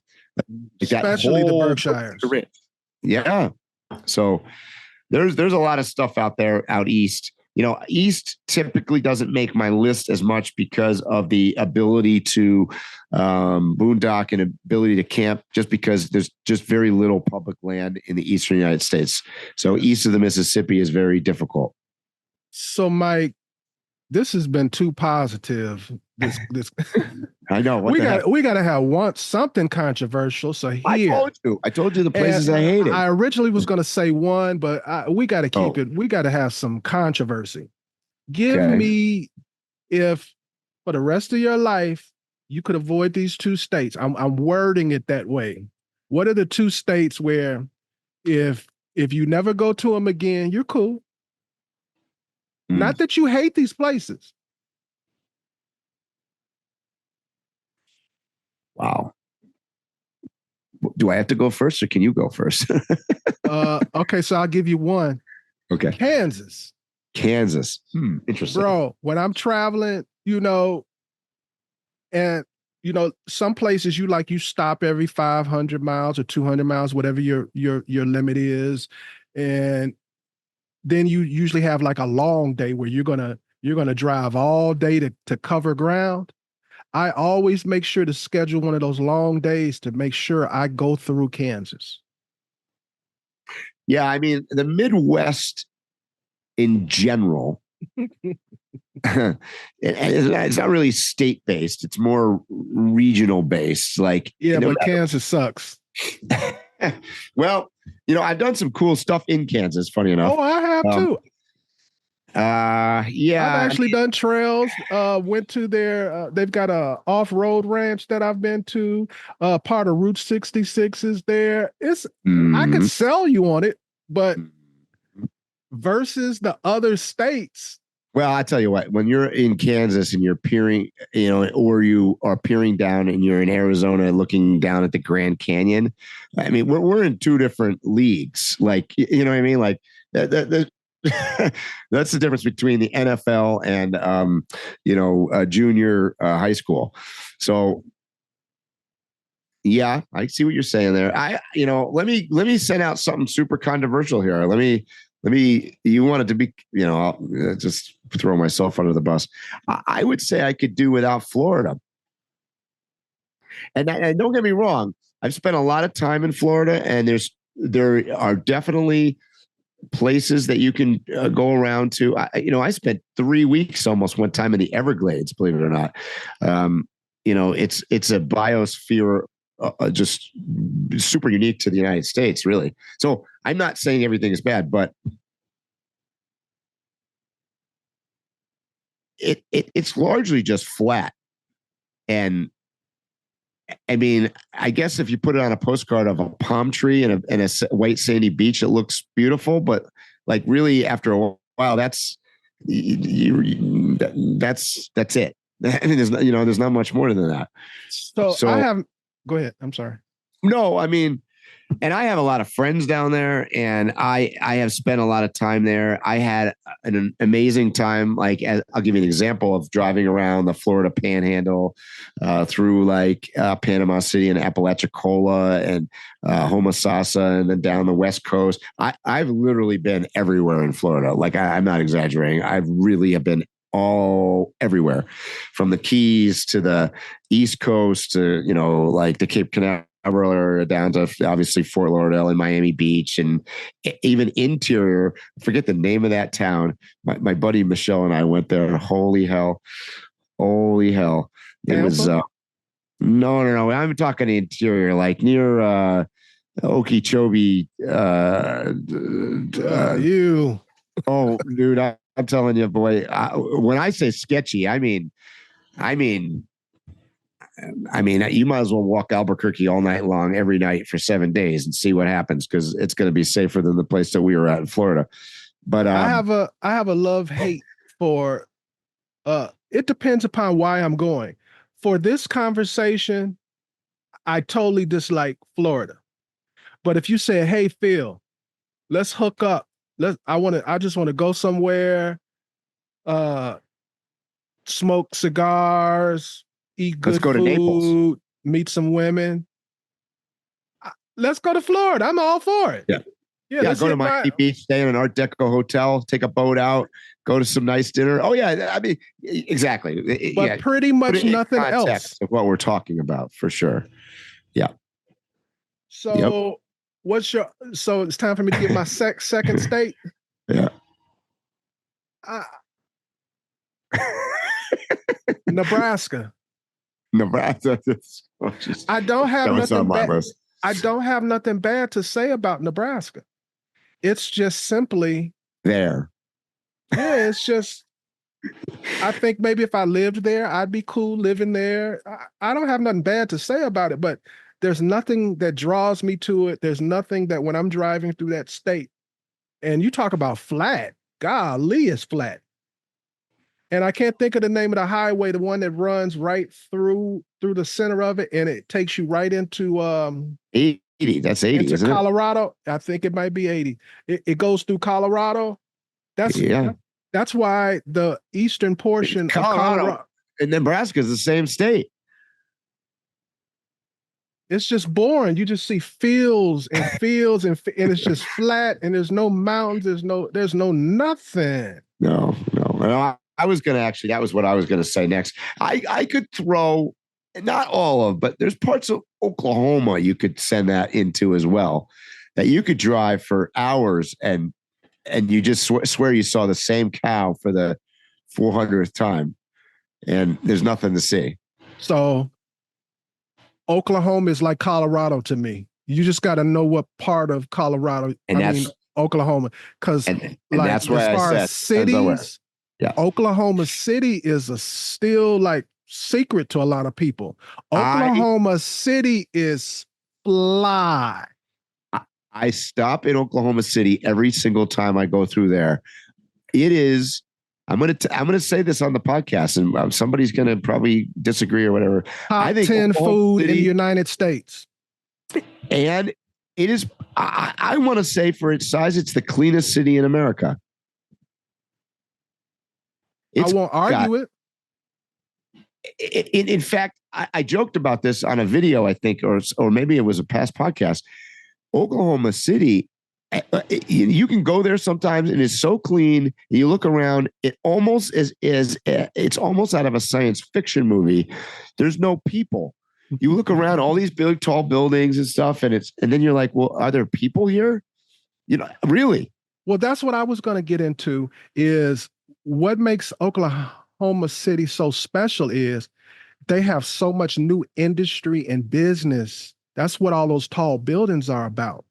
And they have a chip on their shoulder. They want to be recognized as a big city. So they're actually really trying hard. There are stores that you would normally not see in a city that size that are there because they literally went out and was like, please come to our, they want to have everything and be appealing. Yep. And they do have forests. They do have some places to camp. You just got to know that state and know where to go. Yep. I'll tell you what, I've the last couple of years, I've stopped in Oklahoma City on the way through, and I've camped at a Harvest Host at a brewery in downtown Oklahoma City, right downtown. That's cool. And it was amazing. And like you said, the food and it was great. So yeah, people, if you're a foodie, I know this sounds crazy, but I promise you, you will be totally happy. We need to do top 10 food because my list is not going to follow what people think it should be. Mine is not either. Yep. So let's give like a little idea. Just give one of your favorite food cities in United States. Because I know mine is not on people's radar, and if it is, it's not. It's like top 10, but definitely not top 5, and it's my number 1. Wow, this is hard. Okay, so while you thinking, my number 1 is Chicago. That doesn't surprise me though. And here's something that people who have not eaten a lot of food in Chicago totally look at me like I'm crazy. The best Mexican food in America is in Chicago, and it ain't close. It ain't close. That's a challenge. Now, Mexican's my favorite food, and I never thought of Chicago that way. So this may be something I got to go try. So you'll relate to this correctly because you've had a lot of Mexican food, real Mexican food. Chicago, you can get Tex-Mex, right?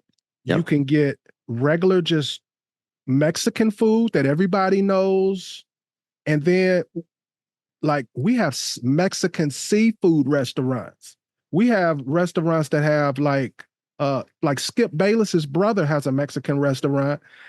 I mean, and they have like, usually people, what they think of an ethnicity's food is from what the peasants eat. Right. Yeah, true. Chicago, we don't just have the peasant food that everybody knows. We got the stuff that the middle class and the upper middle class and the people who live on the coast and the people who live in Central, all of it, and it's top tier and it's delicious. And we have Mexican people that are cooking. Yep. And I put that up against California all day because that's the one everybody hits me with. And I'm like, it's not even close. It's not even close. We're going to do a whole podcast on this. I would throw out Austin, Texas. Now that you're thinking about cities, I would throw out Austin, Texas. There's a very broad range of food there as well. What comes to mind off the top of my head is they've got some of the best barbecue in America, period. I know I'm going to get shot to hell for that statement, but they've got some great barbecue there.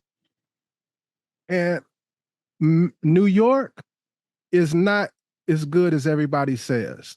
I lived in Midtown Manhattan for 5 years, and I was pretty much there partially to eat the food. So I ate at a lot of restaurants. And yeah, there's some awesome restaurants. But if you lived there for a year and went to restaurants every day, I'd say 75% of the time you will be dissatisfied with the food if you've had great food before. If you haven't had great food before, you'll think it's great.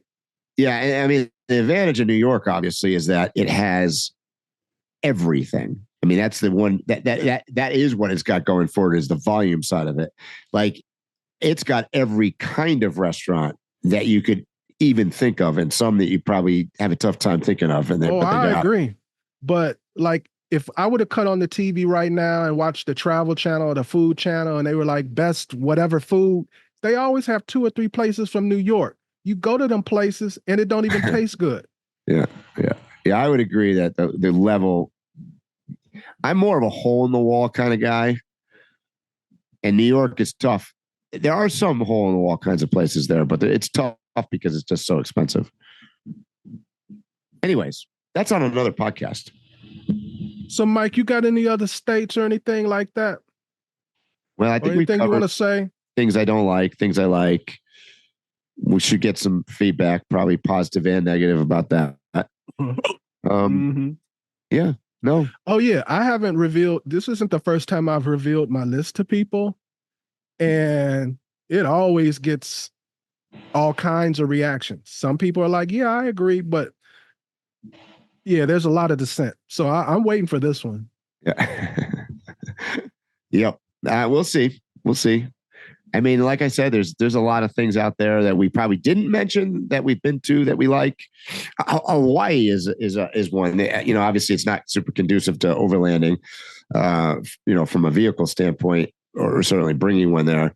Hawaii is, and it's actually off the beaten tracks in Hawaii, particularly the less traveled islands that are super cool.